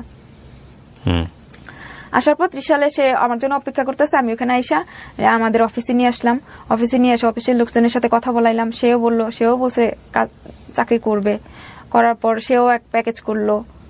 এখন উনি আমার ডিস্ট্রিবিউটার, আমি ওনার মেন্টর। তো এই মুহূর্তে সে তার সাথে আমার ভালো মন্দ কথা হয়, ওনাকে আমি দাওয়াত দিই আমার বাড়িতে আইসেন, এটা সেটা। তো একদিন আমার সেমিনার প্রোগ্রাম ছিল, সেই অবস্থায় আমার সেমিনার প্রোগ্রামটা ছিল, প্রোগ্রাম ছিল ইয়াতে ওই আমাদের ময়মনসিংহে। তো প্রোগ্রাম করতে করতে বিকাল সন্ধ্যার দিক হয়ে গেছে। আমি এখন যদি আমি ঢাকায় যাই অনেক রাত হয়ে যাবে, তো আমার বাবার কাছে থেকে পরের দিন আমি চলে যাব। আমার বাবার কাছে থেকে পরের দিন আমার চলে যাব। তো এই কথা বলার পর সে কি করছে, সেও আমাকে ফোন দিছে আমার বাবার বাড়িতে আসার পর 9টার দিকে আমাকে ফোন দিছে। 9টার দিকে আমার ফোন দেয়া, আমি তখন খাওয়া দাওয়া শেষ করছি। 9টার দিকে আমাকে ফোন দিছে, ফোন দিয়ে বলতেছে ম্যাডাম কোথায় আছেন? বললাম বাড়িতে আছি। আপনি বাড়িতে আছেন? আমার 2টা ফ্রেন্ড আপনার সাথে চাকরি করতে চায়। আমি আচ্ছা ঠিক আছে, চাকরি করতে চাইলে ওদেরকে তো আমি প্ল্যানিং দিতে পারতেছি না কিভাবে কি করতে হয়, বিজনেস কোথা থেকে শুরু করতে হয়। তো আমি বলি আচ্ছা ঠিক আছে ফোন ধরায় দেন। তো ওদের সাথে ফোন ধরায় দেওয়ার পর অনেকক্ষণ কথা হইলো, ওদেরকে বুঝাইছি কিভাবে কি কি প্যাকেজ নিবে, কি কি প্যাকেজ নিতে পারে, কি কি মানে যে আমাদের প্ল্যানিংটা যেমন আর কি, সেটা আর কি ওনাদেরকে দুজনকে আমি বুঝাইছি। প্রায় ঘন্টাখানিকের মতো কথা হয়। কথা হওয়ার পর আমি শুয়ে পড়ি। শুয়ে যাওয়ার পর গ্রামের বাড়িতে ওয়াশরুম বাইরে হয় আর কি, তখন আমি বাইরে বের হই। আকাশের অবস্থা অনেক খারাপ, জোরে জোরে বিজলি চমকাইতেছে। আমি বলতেছি বৃষ্টিতে অনেক জোরে আসবে, আমি বাথরুম থেকে আসি, পরে দুই না যাইতে পারি। সে আমার বাড়ির সামনে রাস্তা আছে, মেন রাস্তা, মানে বাড়িটা আমাদের এরকম, মেন রাস্তা থেকে আমাদের ঘরের দরজা খুললে সব দেখা যায়। সে তো আমার বাড়ি চিনে, সবকিছু চিনে, আমার ব্যাপারে তো সে সবই জানে। তার বাড়ি আমার বাড়ি একটা বাড়ি মাঝখানে, ভাতের প্লেট নিয়ে ওদের বাড়িতে যাইতে পারবো, এতটুকুই কাছাকাছি। কিন্তু আমি চিনতাম না, যেহেতু আমি এখানে থাকি নাই কোনোদিন, তাই চিনা হয়নি। তো আমি যখন বাথরুমে গেছি, বাথরুম শেষ করে যখন মোবাইলের বাইরে বারান্দার লাইট জ্বালানো, মোবাইলের লাইট নিয়ে যখন আমি উঠি, এই মুহূর্তে ওর ফোন। তো যেহেতু আমাকে ওইখানেও ফোন দিতে পারে 12:15টার দিকে, ঢাকায়ও ফোন দিছে, তো সেই মুহূর্তে তার আমি বলতে পারি না যে এত রাত্রে ফোন কেন দিয়েছেন, কি ব্যাপার এত রাত্রে ফোন দিয়েছেন। আপনি পিছন তাকায় দেখেন। পিছনে তাকায় দেখি ও জোরে জোরে, মানে তখন তো টিপ টিপ বৃষ্টি পড়তেছিল, পরে অনেক জোরে বৃষ্টি শুরু হয়ে গেছে, ও প্রায় আধ ভিজা হয়ে যাইতেছে। বৃষ্টিতে কি ভিজবো? আমি কি ঠিক আছে বারান্দায় এসে দাঁড়ান, মানে ওগুলাকে আমি জিজ্ঞেস করবো, যেহেতু আবার আমার কাছে বেশি শখের বিষয় না, কারণ সে তো আমার সবই জানে, আমার চেনে, তো আমার বাড়ি চেনা তো তার জন্য ব্যাপার না। তারপর আমি একটা কথা জিজ্ঞেস করতে চাইছিলাম যে আপনি আমার বাড়ি কি করে চিনলেন? সে কথাটা বলার সে আমাকে সুযোগ দেয় নাই। সে আমার নাক মুখ চাইপা ধইরা সে বলতেছে কেন বুঝো না, তোমার জন্য আসছি, তোমার জন্য আসছি, এই কথা বলতেছে। আমি আমার জন্য আসছেন মানে আমি এখনই চিলান দিব? কয় কি চিলান দাও, তোমার ইচ্ছা দিলে দাও, তোমার জামাই তোমার ছেড়ে দিব, তোমার বাপে গিয়ে এগুলো শুনে ফাঁস নিব, আমারে তো এলাকার লোকজন মাইরা ছাইরাই দিব, আমারে তো কটা মাইরি দিব, আর কি তোমার তো সবার আইবা। আর আমি সবারই দেখামু তোমার সাথে আমার কথা হয়েছে এতদিন, তুমি বলছো তোমাদের বাড়িতে আসার জন্য, দাওয়াত দিচ্ছ, আমার সাথে তো মেসেজ আছে, তোমার সাথে দেখা কথা হয়েছে এতক্ষণ, মানে তুমি আমাকে নিয়ে আসছো, এরকম কিছু। তারপর হচ্ছে গিয়া সে আমার সাথে, কিন্তু সেই মুহূর্তে আমি ওর পায়ে, 2টা পায়ে আমি জড়ায় ধরি। সে কি করে মোবাইলের লাইট, মানে মোবাইলের ভিডিও অন করে মোবাইলটা উল্টা সাইডে দাঁড় করায়া, সে মানে আমি তো আর বুঝতেছি না মোবাইল, সেই মুহূর্তে তো আমি তার দিকেই ফোকাস, তার থেকে কিভাবে বাঁচবো, সে মোবাইলটা রাইখা ভিডিও অন করে রাখছে আর কি, আমি তো জানতাম না। তারপর সেই ভিডিও অন করার পর এটা আপনি তখন কার বাসায়, মানে আপনার নিজের? আমার বাপের বাড়িতে। বাপের বাড়িতে ওরকম একটা সাহস পেলো? আপনার বাসায় অন্য কোনো লোক ছিল না? হ্যাঁ, আমার আব্বা আর আমার সৎ মা ঘুমাইতেছিল রাত 12:15টায়, মানে গ্রামে অনেক রাত, আর অনেক বৃষ্টি, যেহেতু মানে এতটা শব্দ হলো বোঝার মতো না, যেহেতু বারান্দা, আর বৃষ্টির মধ্যে বাইরে কেউ বেরও হবে না, সেই সুযোগটাই পাই। গ্রামের বাড়ি তো ঘন হয়, ওখানে আশেপাশে কোনো ঘর ছিল না যারা বুঝতে পারে এরকম বিষয়? না না না, যেহেতু বৃষ্টি ছিল সেই জন্য কেউ বুঝতে পারে নাই। তো আমাকে জোরে চিল্লান দিতে, মানে একটা জিনিস আমি ভাবতেছি আমি কি করবো। পরে একটা পর্যায়ে কিন্তু আমি ওর কাছে আত্মসমর্পণ করি, যখন সে আমাকে বললো যে ওকে নাকি এলাকার লোকজন মাইরা ছাইরা দিবে, আর কিছু না, আর সব দোষ তো আমারই পড়বে, কারণ ওনার সাথে আমার কথা হয়েছে, ওনাকে আমার বাড়িতে দাওয়াত দিছি, আমি চাইছিলাম ওনাকে আমি চিনি, আমার বাড়িতে দাওয়াত দিছি, তো এগুলো যদি দেখায় তাহলে আমার স্বামী তো আমারই দোষবে, আমারও ছেড়ে দিবে। আমার আব্বা যেহেতু ওর মুখোমুখি বললো যে তোর আব্বা ফাঁস নিবে, এগুলো শুই না। তো ওই সময় তো ভিডিও ধারণ করে। হ্যাঁ হ্যাঁ, আমি জানি না। কিন্তু তারপর সে আমার সাথে করার পর সেই মুহূর্তে থেকে আমি আমার যত জায়গায় তাকে অ্যাড করছিলাম সব জায়গা থেকে ওকে ব্লক করে দিই। কিন্তু সে বিভিন্ন নাম্বার থেকে আমাকে ফোন দেয়। আমি ফোন বন্ধ করার আমার কোনো অপশন নাই, কারণ সেই ফোনে আমি প্যাকেজ করতাম, আমার টাকা আসতো সেই ফোনে, ভিজিটিং কার্ড দেওয়া সেই ফোনে। আর এত এত লোক, সবাইকে বাদ দিয়ে তো আমি ফোন চেঞ্জ করতে পারি না, ফোনও আমি চেঞ্জ করতে, নাম্বারও আমি চেঞ্জ করতে পারি নাই। তো এরকম করে 16 দিন পর আমি ফোন খুলি, কারণ ও আমাকে 1000 বার বিরক্ত করতেছে নানান নাম্বারে ফোন দিয়ে। একবার ফোনটা ধর, না হলে তোর অনেক বড় ক্ষতি হয়ে যাবে, একবার ধর, এটা সেটা। 16 দিন পর, মানে আমি বাড়ি থেকে চলে আসার পর এই জিনিসটা কাউকে বুঝতে দেইনি, আমি কি যা হওয়ার এইভাবেই হয়ে গেছে। মানে আমি একটা অ্যাক্সিডেন্ট ভাইবা এটা বাদ দিতে চাইছিলাম, সে আমাকে ছাড়ে নাই। তখন আমি তার 2টা পা ধরছি, আমি অনেকবার পা ধরে কান্না করছি, কিন্তু সে আমার ছাড়ে নাই। ছাড়ে নাই বলতে মানে সে তার যে এটা হাসিল করতে আসছিল সেটাই হাসিল করবে। আমার সাথে খারাপ কিছু করিস না, আমি তো 2টা পা ধরি, পায়ের মধ্যে জড়াইয়া ধরছি, মানে কোনোটাই, মানে চিল্লান দেনেরও তো কোনো অপশন নেই। আমার চিল্লান দিলে সবাই জানতে পারবে, আর জানলে সবাই আমাকেই দুষবে, কারণ তার সাথে আমার কথা হয়। আরেকটা জিনিস, আমি যে ব্যবসাটা করতে চাইছিলাম, অনেক লোকজনের সাথে কথা হয়, আমার জামাই না করছিল। কিন্তু আমি কই, আমি যখন একা থাকি তাহলে এই ব্যবসাটা করি। আর আমার জামাই কি আমাকে কিন্তু ফোন দিলে 2 দিনে 1 দিনে ফোন দেয়, 2 মিনিট 3 মিনিট কথা বলে। আমি সারা সময় এইভাবেই থাকি। ও বাড়িতে থাকতেও যেরকম আমার সাথে করছে, বাইরে যাওয়ার পর প্রত্যেকদিনও ফোন দেয়, তাহলে ওর সাথে আমার 3 মিনিট 4 মিনিট, বাচ্চাদের সাথে কথা হয় 5 মিনিট 10 মিনিট হয়, এছাড়া আমাদের সাথে কোনো কথাই হয় না। মানে আমাদের যে অন্য একটা রোমান্টিক ব্যাপার কথা আছে তেমন কিন্তু নাই। আমাদের শ্রদ্ধাশালী কথা, খাওয়া দাওয়া হয়েছে কিনা, সে কেমন আছে, কি খাইছে, এরকমই, এ পর্যন্তই কথা। যেমন সে আমার বড় ভাই, মানে ছোটবেলা থেকে যে সম্মানটুকু করে আসছি সেটাই। সে আমাকে সময় দিত না, সে সময় আমি কাজ করতাম, এটা সেটা করতাম, আর বাইরের দিকে আমার কোনো নজর ছিল না। যে ছেলেটা আপনার সঙ্গে এরকম আচরণ করছে সে কি ম্যারিড ছিল? না না, সে ম্যারিড না, সে আমার থেকে প্রায় 2-3 বছরের ছোট হবে। ছোট বয়সে? আচ্ছা। তো সে অবস্থায় তো আমি তো তাকে ঢাকায় চলে আসলাম, সে আমাকে বিভিন্ন নাম্বার থেকে ফোন দিল। ফোন দেওয়ার পর 16 দিন পর আমি যখন ওর ফোন উঠাই, তখন সে বলছে কি, একবার তুই হোয়াটসঅ্যাপে আমাকে, হোয়াটসঅ্যাপ থেকে ব্লকটা খুল, তোকে একটা জিনিস দেখাবো, এরপরে তুমি পারলে আমাকে ব্লক করে দিস, আমার আর কোনো ইয়া নাই, তাহলে তোর আর বিরক্ত করবো না। তখন যখন আমি হোয়াটসঅ্যাপে ব্লকটা খুলছি, সে স্ক্রিন শেয়ার দিয়া সে ভিডিওটার মধ্যে তার মুখে একটা স্টিকার দেয়, স্টিকার দিয়া সে ভিডিওটা আমাকে স্ক্রিন শেয়ারের মধ্যে দেখাইতেছে, দেখ আমাকে কি চেনা যায়। প্রথমে বলছে আমাকে কি চেনা যায়, আমি বলছি কি তুই আমার ভিডিও করছিস কে, তুই কি ভাইরাল হইতে চাস, তুই কি ভাইরাল হইতে চাস। তারপর সে অনেক ব্ল্যাকমেল করে আমার কাছে টাকাও নেয়, যাতে করে ভিডিওটা না পাবলিশ হয়। হ্যাঁ হ্যাঁ, টাকাও নেয়। তারপর আমি টাকাও দেই, টাকাই দেওয়ার পর একটা 2-3 বার টাকা দেওয়ার পর সে কি করছে, আবার টাকা চাচ্ছে। তখন তো আমি বলি এত টাকা দেওয়া আমার পক্ষে সম্ভব। কত টাকা দেন আপনি তাকে? কত টাকা দেই মানে অনেক টাকা দেই, টাকাটা আমি উল্লেখ করতে চাইতেছি না। টাকা বলতে আমার মামলাতে 5 লাখ টাকা দেওয়া আছে, 5 লাখ টাকার উপরে কিন্তু আমার টাকা দেওয়া হয় ওকে বিভিন্ন টাইমে।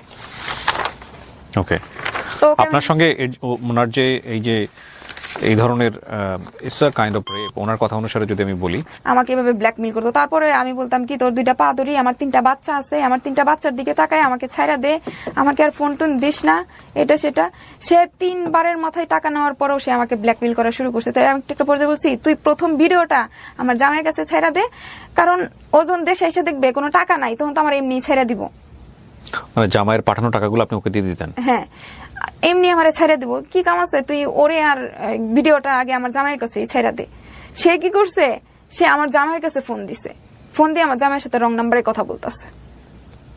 আমি কিন্তু তখনও তার বাড়ি আমি চিনি না। তখনই ছেলের বাড়ি আপনি চেনেন না? না না, আমি জানতাম যে সে আমার বাড়ির আশেপাশে। আমার হাজবেন্ড আমাকে ফোন দিয়ে বলতেছে, তোদের এলাকার একটা ছেলের মতো আমাকে ফোন দিয়া বলতেছে এটা সেটা, তো কার কাছে আমার নাম্বার দিছিস। আমি কার কাছে তো আমার নাম্বার দিই নাই, আমি তোমার কে ফোন দিছে আমি জানি। আমি ভয় পাইতেছি ভিতর দিয়া, দেখছো তো জামাইয়ের সাথে আমি কথা বলতে পারি, আমি কি তোমার আমি টাকা পয়সা দিয়ে দেবো না, তুমি আমার জামাইয়ের কাছে আবার দিতে পারো ভিডিও। তো একটা পর্যায়ে সে কোনোভাবে নারাজি হইয়া সে আমাকে বলতেছে আমার সাথে তার রিলেশন করতে হবে, সে আমার সাথে প্রেম করবে, সে আমাকে বিয়ে করবে, আমাকে ছাড়া কাউকে বিয়ে করবে না, তোকে যেহেতু আমি কষ্ট করছি আমি তোকে বিয়ে করব। তো সে ঢাকা পর্যন্ত আসে, ওর একটা বন্ধু আছে, আমি যেখানে বাজার করতে যাই সেই বাজারের সামনে দিয়ে ওই বাড়ির সামনে দিয়ে বাজারে যাইতে হয়। তো সেখানে আমাকে আটকায় কথা বলতো যে সে আমার সাথে প্রেম করবে, আমাকে বিয়ে করবে। তখন আমার প্রেমের প্রস্তাব দেয়, আমাকে বিয়ে করবে। কাজী অফিসে টাইনা নিয়ে যায়, আমাকে চল বিয়ে করি তাইলে। ওই যে কাজী অফিস, আমি বলার সাথে সাথে সে আমাকে কাজী অফিসে টাইনা নিয়ে গেছে। তো সেখান থেকে আমি বেরোয় চলে আসছি, আমি বসে গেছি, সেখান থেকে আমার হাত টান দিছে চল। মানে সেই মুহূর্তে আমি ওইখানেও পাবলিক করতে পারতেছি না, কারণ ওইখানে হচ্ছে আমার যে মামা হয় সে আমার চাচা শ্বশুর, যে আমার খালা হয় সে আমার ফুফি শাশুড়ি। মানে সেখানে বললো সবকিছু উঠে আসবে, সে সব বলবে, আমি সব স্বীকার করবো, পরে তোরকেও আমি মাইনা নিব। আপনাকে লাভ করতো? হ্যাঁ, পরবর্তীতে সে আমাকে লাভ করতো, এরকম কিছু, মানে আমার সাথে এরকম ভাবে কথা বলতে, মানে সে বেশিরভাগই আমাকে ব্ল্যাকমেল করে আমার সাথে কথা বলছে। মানে আমার সাথে তার সম্পর্ক করতে হবে। পরে আমি একটা বলছি কি যে আমি না তোর সাথে সম্পর্ক করবো না, দরকার পড়লে অন্য একটা ছেলের সাথে সম্পর্ক, তোকে তো আমার একদমই ভালো হয় না। মানে ভালো করেও বুঝাইছি, ওকে খারাপ করেও বুঝাইছি, কিন্তু কোনো পর্যায়ে সে মানতেছিল না। পরে একটা বাজি কি যে আমি ওর প্রেমের সম্পর্কটা আমি অ্যাকসেপ্ট করে ওর বাড়িটা কোথায় সেটা জানতে পারবো হয়তো। আমি এটা ভাবছি যে বাড়িটা কোথায়, ঠিকানাটা পাবো। তো ওর সাথে মানে কথা বলতেছি বলার পর একটা পর্যায়ে তার সাথে কথা বলতে, মানে তার ঠিকানা জানতে গিয়ে আমি তার প্রতি উইক হয়ে পড়ি। ওকে, প্রথম দিকে সম্পর্কটা ব্ল্যাকমেইল থাকলেও পরবর্তীতে আপনি এক পর্যায়ে উইক হয়ে পড়েন। হ্যাঁ হ্যাঁ, তারপরে মানে একটা পর্যায়ে মানে কি বলবো, ও মানে মনে হয় যে আমার শ্বাসই চলতো ওর জন্য, এরকম হয়ে গেছি। ওকে, আমাকে ওই বিজনেস থেকেও সে আমাকে সরায় দেয়, কারণ ওইখানে যদি সময় দেই ওকে সময় দিতে পারি না। সে ওইখানেও একটা ব্ল্যাকমেইলের কাজ করে, যখন তার সাথে আমার ভালো সম্পর্ক হয়ে যায়, প্রেমের সম্পর্ক হয়ে যায় সত্যি সত্যি, তখন সে আমার সবকিছু, আমার মোবাইল পাসওয়ার্ড, আমার ব্যাংকের যে অ্যাকাউন্ট নাম্বার, বিকাশ, নগদ, আমার ফেসবুক পাসওয়ার্ড, যত কিছু আছে সবকিছু, যত কলিগ আছে সবকিছুর বিষয়ে সে জানে, সবকিছুই আমার ফোন থেকে সে নিয়ে যায়। আমি সব ওকে বিশ্বাস করে দিয়ে দিই। তারপর সে আমি ওনার মামলার কাগজগুলো দেখছি, এই জন্য আপনাদের একটু কাগজের শব্দ হতে পারে। হ্যাঁ বলেন। তারপর হচ্ছে গিয়া তাকে সব খরচ আমার দিতে হয়। সে আমাকে বলছে যে এখন যদি আমি টাকা দিই তাহলে আর কি পরবর্তীতে সে আমাকে দিবে, আমাকে টাকার মধ্যে মোড়ায় রাখবে, আমার কখনো কষ্ট দিবে না, আমার বাচ্চাদেরও কখনো কষ্ট দিবে না। সবসময় বলতো, সে আমার বাচ্চাদের সাথে সবসময় কথা বলতো। আমি যদি ফোন বন্ধ করে দিতাম রাগে যে তোর সাথে কোনো রিলেশন করবো না, যখনই আমার বাচ্চাদের কথা মনে হতো যে ওদেরকে যদি আমার ছাড়তে হয়, তো সে আমাকে বুঝ দিত কি দেখ তোর বাড়ি আমার বাড়ি পাশাপাশি, ওদেরকে ছাড়া সম্ভব না, আর ওদেরকেও আমি অনেক ভালোবাসি, ওদেরকে ছাড়তে হবে না। তোর মেয়েরা দুজি একবার দুজি বলে যে তোর কাছে থাকবো, আইনও তোর কাছ থেকে নিয়ে যেতে পারবে না। তোর বাচ্চারা দুজি তোর কাছে থাইকা শান্তি পায়, আইনও নিয়ে যেতে পারবে না। আর তোর বাড়ি আমার বাড়ি যেহেতু একসাথে, আমাদের রাখারও কোনো সমস্যা হবে না। কিন্তু এখন তো আমি তো ব্যাচেলার, আমার তো কিছু করতে হবে। আমি যদি ব্যবসা বাণিজ্য কিছু, ও আপনার বাচ্চার সঙ্গে কিভাবে কথা বলতো, কি পরিচয়ে কথা বলতো? মামা পরিচয়ে কথা বলতো। আপনি কথা বলা দিতেন? হ্যাঁ, ফোন দিত, ফোন দিয়ে কথা বলতো মামা মামা করে। এটা কিন্তু ক্রাইম। মানে আপনি পর্যন্ত তাও হয়তো এক ধরনের, মানে সেই বিষয়টা, এটা কোথা থেকে কথা বলতো, যে বিষয়টা আমি ওর পাটা ধরে মাপ চাইতাম, ফোনে বলতাম এই দেখ আমার 3টা বাচ্চা আছে, আমার বাচ্চাদের সাথে কথা বল, আমার 3টা বাচ্চার মুখের দিকে তাকায় আমাকে ছাইরা দে। তখন থেকে ওর কাছে আর কি পরিচয়, কথা বলতো। তারপর এই কথা বলার পর থেকে সে আমার বাচ্চাদেরকে অনেক আদর করতো। তা আমি একটা পর্যায়ে মজা করে বলতেছি আমার হাজবেন্ড তো দেশের বাড়ি থেকে আসতেছে, ও আসার পর বলছে বাচ্চা নিবে। সে আমাকে বলতেছে এখন যদি তুই বাচ্চা নেস আমি তোর এই 3 বাচ্চার দায়িত্ব নিব, কিন্তু এখন দ্বিতীয়বার যদি আবার কোনো, চতুর্থবার যদি আবার কোনো বাচ্চা হয় সেই বাচ্চার দায়িত্ব আমি নিব না, ওকে নিয়ে আমি তোকে নিব না। আমি ওর খাবারের টাকা, মানে ওর যা লাগতো, পরীক্ষার ফিসের টাকা যা লাগতো আমি তাকে সব দিতাম। যেমন আমি ঘরে চাল কিনতে চাইতেছি, এই মুহূর্তে সে ফোন দিছে যে আমি পরীক্ষা দিতে যাবো, আমার পরীক্ষার ফি নেই, আমার লাইফটাই মনে শেষ হয়ে যাইতেছে। আমি চালের টাকাটা দোকানের থেকে ফেরত নিয়ে আমি ওরে টাকা পাঠাইছি। আমি ওষুধ কিনতে যাবো, আমার চিকিৎসার জন্য টাকা নিতাম, টাকা নিয়ে আমি ওকে টাকা দিয়ে দিতাম। মানে যা লাগতো ওর ফ্যামিলিতেও আমার বলতো কি দেখ ফ্যামিলির অবস্থা খুব খারাপ, আমার একটা বাস্তি যে রোজায় ঘরে একটু ইফতার নিব, পানি দিয়ে ইফতার করতেছি। কোথাকার গল্প কোথায় এসে দাঁড়িয়েছে। তো ও এরকম বইলা সে আমার কাছে টাকা নিত, আর ওর কষ্ট আমার সহ্য হইতো না, যে মানে ওর যে না খাইতে পারতো। আমি একটা জিনিস বুঝতে পারছি যে আপনি তাকে আপনি যেহেতু জীবনে কোনোদিন কাউকে ভালোবাসেননি, ভালোবাসার ব্যাপারটা একটা ভুল রাস্তাতে হলেও আপনি অনুভব করা শুরু করেছেন। আমি এটা বড় করতে চাই না যে আপনি তাকে কতটা ভালোবাসতেন, আমি বরং এটা জানতে চাই যে আপনার হাজবেন্ড যিনি, তিনি জানলেন কিভাবে? সে আমার কাছ থেকে টাকা নিয়ে নিয়ে অন্য মেয়ের সাথে সম্পর্ক করে। অন্য মেয়ের সাথে সম্পর্ক করে। আমি আমাদের বাড়িতে যাই ঈদের ছুটিতে। বাড়িতে যাওয়ার পর সে কি করছে, ওদের বাড়িতে আমার খবর নিচ্ছে, মানে আমার সাথে করবে। টাকাও চাইছে সে আমার কাছ থেকে, টাকা অনেকগুলো টাকা চাইছে, একটা ব্যবসা করবে। এর আগে তো ব্যবসার জন্য টাকা দিছে, আরো টাকা শর্ট পড়ছে, দিতে হবে। তা আমি 30,000 টাকার মতো নিয়ে গেছি সাথে করে। তো বলছে যে আমাদের বাড়িতে খেয়ে যায়, রাত্রেবেলা আসছি, আমার সৎমা কি রান্না করছে আমার ভালো লাগতেছে না, ওকে বলতেছি। তো বলতেছি কি যে আচ্ছা ঠিক আছে, তাহলে আমাদের বাড়িতে চলে, আম্মা এটা রান্না করছে। আর একটা বিষয়, ওর আম্মা কিন্তু সবই জানতো, ওই ছেলেটার আম্মা সবই জানতো। আমাকে ফোনে দিয়ে কথা বলেছে, দেখতো তো সাহস আছে কিনা, তোমার আম্মারে বল আমি আপনার ছেলের বউ। হ্যাঁ আমি ফোনে কথা বলছি। ওকেও জিজ্ঞেস করতাম, ও বলতো কি হ্যাঁ আমার আম্মা সবই জানে, ও যখন ঢাকায় আমার কাছে আসতো তখনই জানতো। তা আমি খাবার রান্না করে ওর বাড়িতে নিয়ে পরিকল্পনা কি ছিল? পরিকল্পনা ছিল ও যেভাবে বলছে আমার বাচ্চাদেরকে নিয়ে চলে আসবো, ও আর আমি একসাথে সংসার করব। আপনার হাজবেন্ডকে আপনি ডিভোর্স দিয়ে দিবেন, বাচ্চাকে নিয়ে ওর সাথে সংসার করবেন। আর ও আমার হাজবেন্ডকে বিয়ে, অন্য একটা ভালো মেয়ে দেখে বিয়ে করাবে, ও নিজেই বলছে।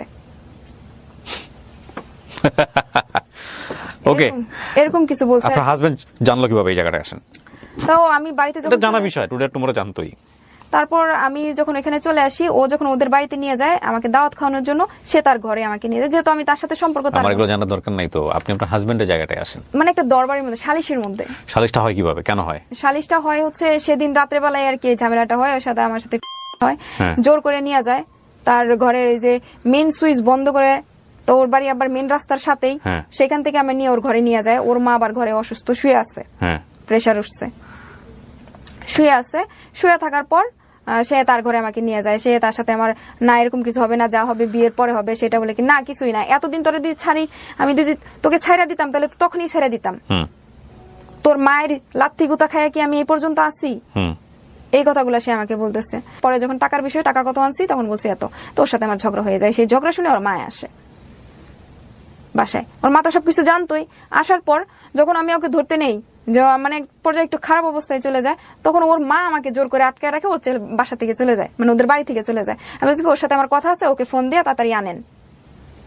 তুমি যাও, তুমি যাও, তুমি যাও বাসায় যাও, মানে আমাদের বাড়ির রাস্তার দিকে আমার মাথাটাতে হাত দিয়া পাঠাই দিতেছে যে তুমি তোমাদের বাড়িতে যাও, আমি ওকে ফোন দেবো তোমার ফোন দেওয়ার জন্য। আমি যদি আমার ফোন না দেয়, আমি কিন্তু আপনাদের বাড়িতে আবার আসবো। তখন আমি 12টা পর্যন্ত অপেক্ষা করছি। অপেক্ষা করার পর দেখি যে ও আমাকে ফোন দিতেছে না, আমাকে ব্ল্যাকলিস্ট করে রাখছে। তখন আমি ওর বাড়িতে গিয়ে উঠি সেদিন রাত্রি।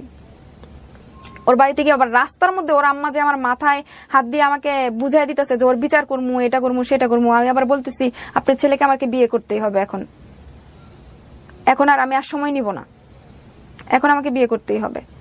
তখন আমাদের যে চেয়ারম্যান রাস্তা দিয়ে যাইতেছিল, তো উনি আবার বিষয়টা শুনতে পারছে। ওর আম্মা যে আমাকে বুঝাই দিতেছে, ওর আম্মা যে বলতেছে ওই আসলে ওরে বিচার করবো। ও ওখানকার চেয়ারম্যান শুনে ফেলছে, লোকাল চেয়ারম্যান। হ্যাঁ, চেয়ারম্যান শুনে ফেলছে।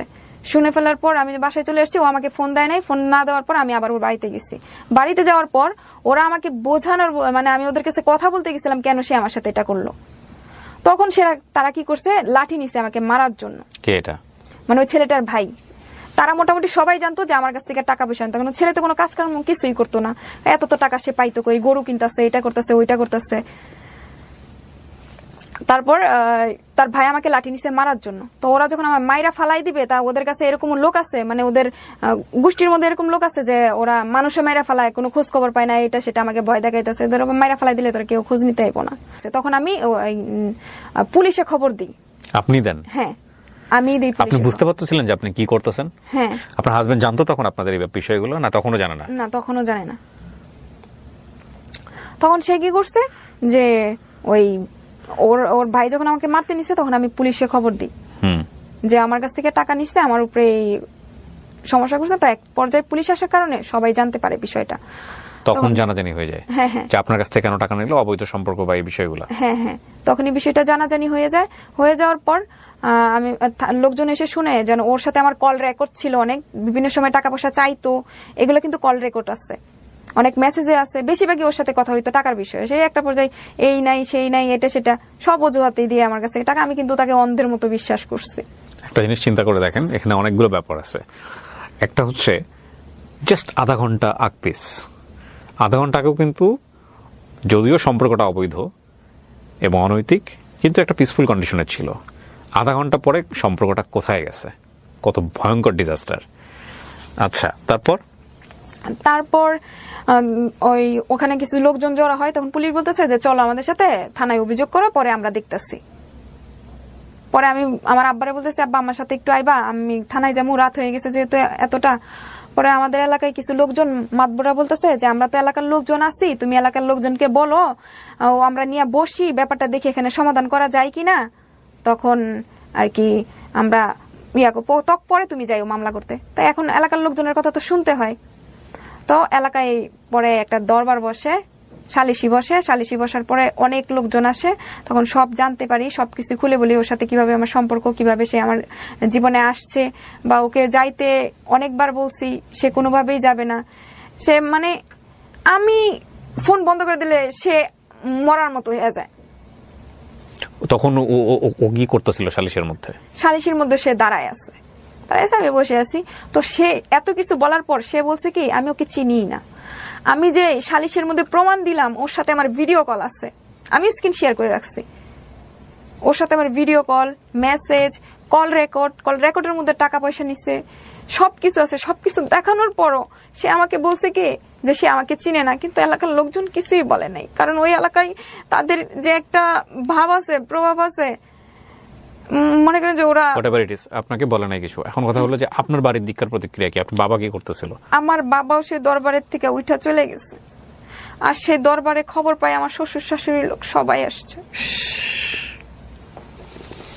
আসার পরে ওরা এগুলো ভিডিও করে আমার জামাইরে দিছে, কিন্তু সেই দরবারে আমার ভাবছে কি আমার জামাই তেমন কিছু হয় নাই, কারণ কোনোদিন তো এরকম বিষয় শুনে নাই আমার ব্যাপারে। হ্যাঁ, তো বলতেছি ওদের বাচ্চাদের দেখে ভাবছে সাধারণ কিছু, ওর বাচ্চাদের দেখে যদি থাকতে পারে তাহলে থাকুক।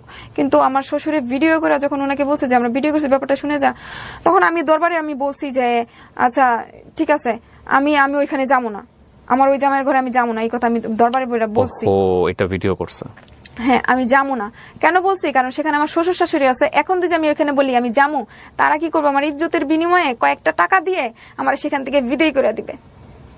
আর ওইখানে যাওয়ার পরে যখন আমার স্বামী জানতে পারবে, তো ওইখান থেকে আমাকে তারাই দিবে, যেহেতু এটা ভিডিও করা হয়ে গেছে। আমার শ্বশুর শাশুড়ি ওরা ভিডিও করছে, যখন সব জানতে পারবে তখন তো আমাকে এমনিই ছেড়ে দিবে।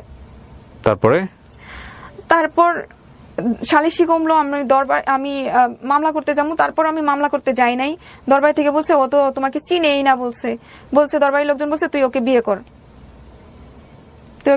ওকে তো আমি চিনি না, কিসের বিয়ে করবো? ও এটা বলে দরবার থেকে চলে আসছে, কিন্তু দরবারের লোকজন কিছুই বলে নাই। আর আপনার হাজবেন্ড কি হলো? আর আমার হাজবেন্ড পরে আমার হাজবেন্ডের সাথে আমি ফোন দিয়ে যোগাযোগ করতে চাই। যোগাযোগ করার পর সে আমাকে নানানভাবে বকাবকি করে। আচ্ছা ঠিক আছে, আমি অন্যায় করছি, বকাবকি, সে তো সব ভিডিওই শুনছে, বিভিন্নভাবে আমাকে গালিগালাজ করে, এটা সেটা এরকমই চলতেছে। চলে যাওয়ার পর সেই ছেলে কি করছে, আমার হাজবেন্ডকে ফোন দিয়ে বকায়।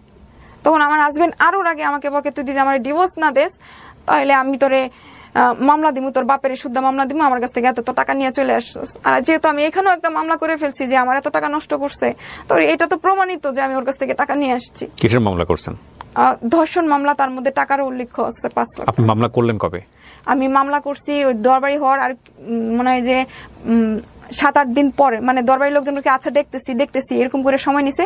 তারপর আমি থানায় গেছি মামলাটা করার জন্য। থানায় গেছি। মামলা কি আপনার নিজের পরামর্শ ছিল নাকি আপনার হাজবেন্ড পরামর্শ দিয়েছিল? না, সম্পূর্ণ নিজের পরামর্শ। নিজের, মানে মামলা করার আগে আপনি হাজবেন্ডের সাথে কথা বলেননি যে আমি এটা মামলা করতে চাই বা এরকম কোনো কিছু? হ্যাঁ, তোর যা মন চায় তা কর গিয়ে, এই কথা বলছে। বলার পরে এলাকার লোকজনে বলছে তুমি মামলা করো, সে যদি বিয়ে না করতে চায়, এটা সেটা। তারপর আমি মামলা করলাম। মামলা করতে গিয়ে আমি থানায় গেছি। থানায় যাওয়ার পরে তখন তো আওয়ামী লীগ ক্ষমতায় ছিল, তারা ওইখানকার লোকজন ধরে থানায় মামলা নিবে সবকিছু লিখাইছে, মানে তাদের মতো করেই লিখাইছে। আপনার থানায় মামলা হয়নি, শেষ পর্যন্ত আপনি কোর্টে গিয়ে মামলা করেছেন? হ্যাঁ, থানায় আমার ঠিক আছে, এগুলো দরকার নাই, আমি শুধু প্রেক্ষাপটই থাকতে চাই। এখন কথা হলো যে মামলা আপনি করেছেন, মামলাটা কি শিশু ও নারী নির্যাতন হ্যাঁ দমন ট্রাইব্যুনালে করেছেন। আপনি করেছেন মামলাটা কত তারিখে? 9/10/2024। এই তো কদিন আগে।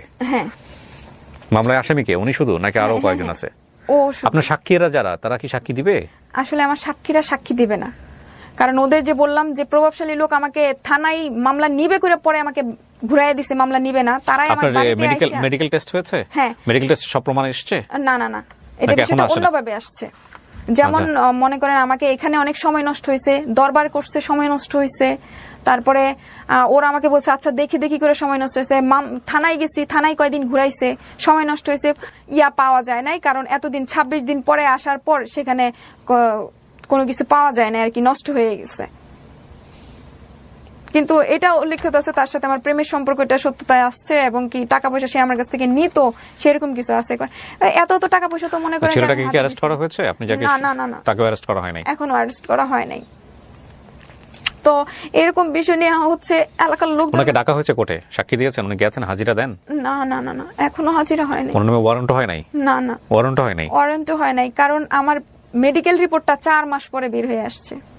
এবং সেটা থেকে নেগেটিভ আসছে। মেডিকেল রিপোর্ট নেগেটিভ আসলে তো আপনি প্রমাণ করবেন কিভাবে? 4 মাস পরে হয়েছে, যেহেতু আমাকে এতদিন এখানে উল্লেখিত আছে, যেহেতু আমার থানায় ঘুরাইছে, তারপর কোর্টে আসতে আসতে 26 দিন পরে নষ্ট হয়ে গেছে, সেটা কি আমার দোষ? আমাকে এলাকার মানুষ এবং কি ওরা যে আমার সাক্ষীদেরকে হুমকি দিছে, আমি সেটার ভিডিও করে রাখছি, মানে সব যাদেরকে সাক্ষী দিছি ওদের লোক পাঠাইছে, আমার বাড়ির সামনে এসে হুমকি দিছে, সবাই সব সাক্ষীরা রাতে আমাকে। আপনার কাছে কি এমন কোনো ভিডিও ফুটেজ আছে যেটা দ্বারা আপনি প্রমাণ করতে পারেন যে ওর সঙ্গে আপনার সম্পর্ক হয়েছিল?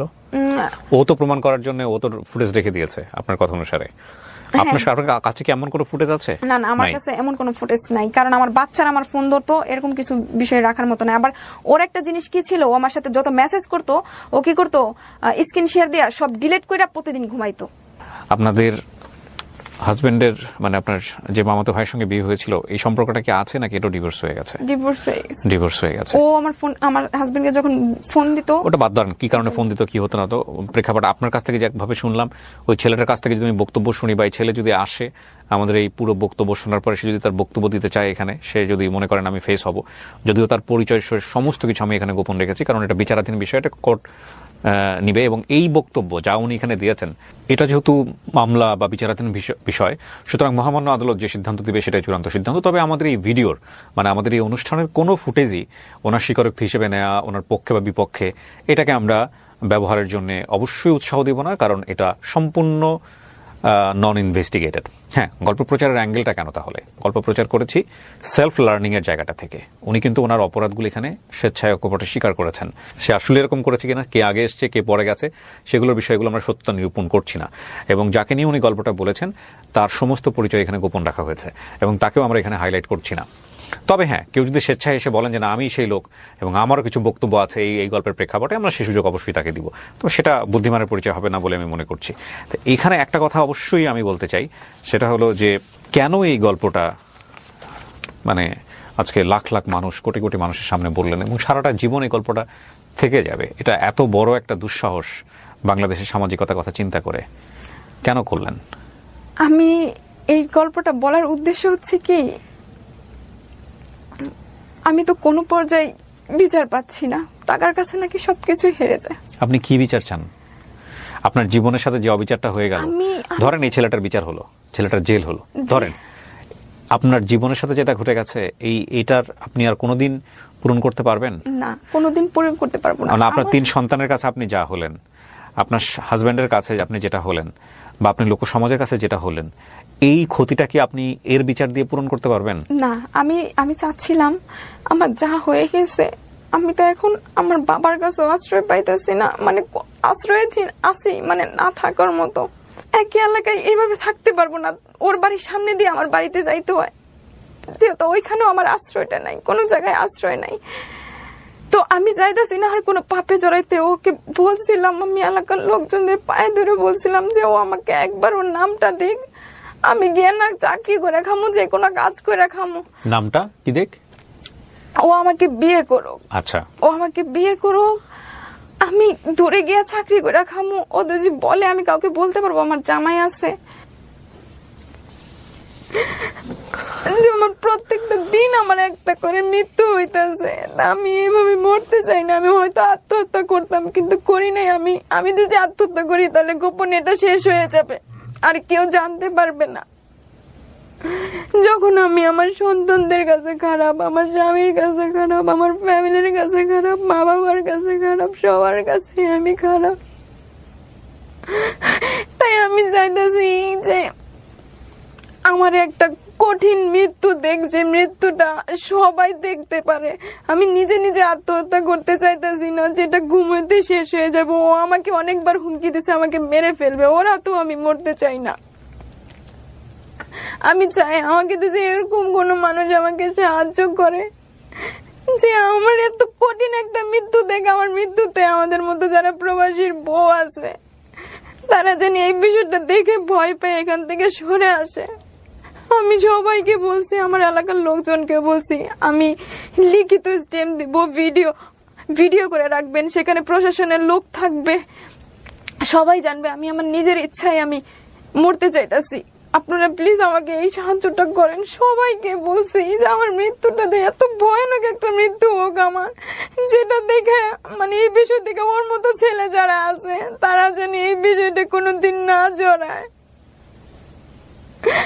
আর আমার মতো যারা প্রবাসীর বউরা আছে তারাও জানি এই বিষয়ে করতে গেলে ভয় পায় সব দিক দিয়া।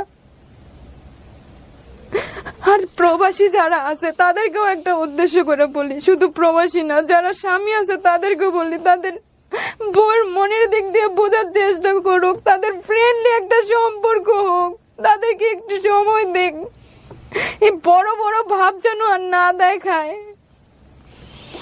ভয়ঙ্কর গল্প, বড় বড় আমি ভয়ঙ্করতম চাইতেছি আমি আমার একটা কঠিন মৃত্যু থেকে আমাকে যদি এই বিষয়ে কি একটু সাহায্য করতো। যাই হোক, আমি গল্পটা শেষ করতে চাই এখানে কয়েকটা কথা বলে। প্রথম কথা হচ্ছে, এই গল্প থেকে আমরা সেলফ লার্নিং এর যে বিষয়টা, সেটা এখানে আসলে অ্যাডভাইস করার কিছু নাই, সেটা যেন আমরা সবাই নিতে পারি। এক, দুই নম্বর হচ্ছে, জীবনে ভুল করার কিছু মাত্রা থাকা উচিত, সেই মাত্রা অতিক্রান্ত করে আমরা যেন ভুলের দিকে না যাই। এই ভদ্রমহিলা একসময় চাকরি করতো, যদিও সেই চাকরিটা সে কিভাবে নিয়েছে আমরা জানি, এখানে অকপটে স্বীকার করেছে, কিন্তু তার একটা অবস্থান তৈরি হয়েছিল। সেই অবস্থানটাও সে খুইয়েছে একটা ভুল সম্পর্কে জড়িয়ে, এবং এই ভুল সম্পর্কের কোনো পরিণতি নাই। এই ভুল সম্পর্ক ব্ল্যাকমেইলের মাধ্যমে শুরু হোক বা যে কোনো ভাবেই শুরু হোক না কেন, যদি একবারের জন্য সেটা হয়, কেউ যদি আপনাকে কোনো ব্ল্যাকমেইল করে, এই জায়গাটাকে ফোকাস করে আমি বলতে চাই, ইফ এনিবডি ব্ল্যাকমেইলস ইউ, সেটা যে কোনো ধরনের হোক, ছেলের পক্ষ থেকে হোক, মেয়ের পক্ষ থেকে হোক, আপনি অবশ্যই মনে রাখবেন সেখানে ফল ইন করার কোনো সুযোগ নাই, এবং সেখানে নিজেকে কারো জিম্মায় দিয়ে দেওয়ার সুযোগ নাই।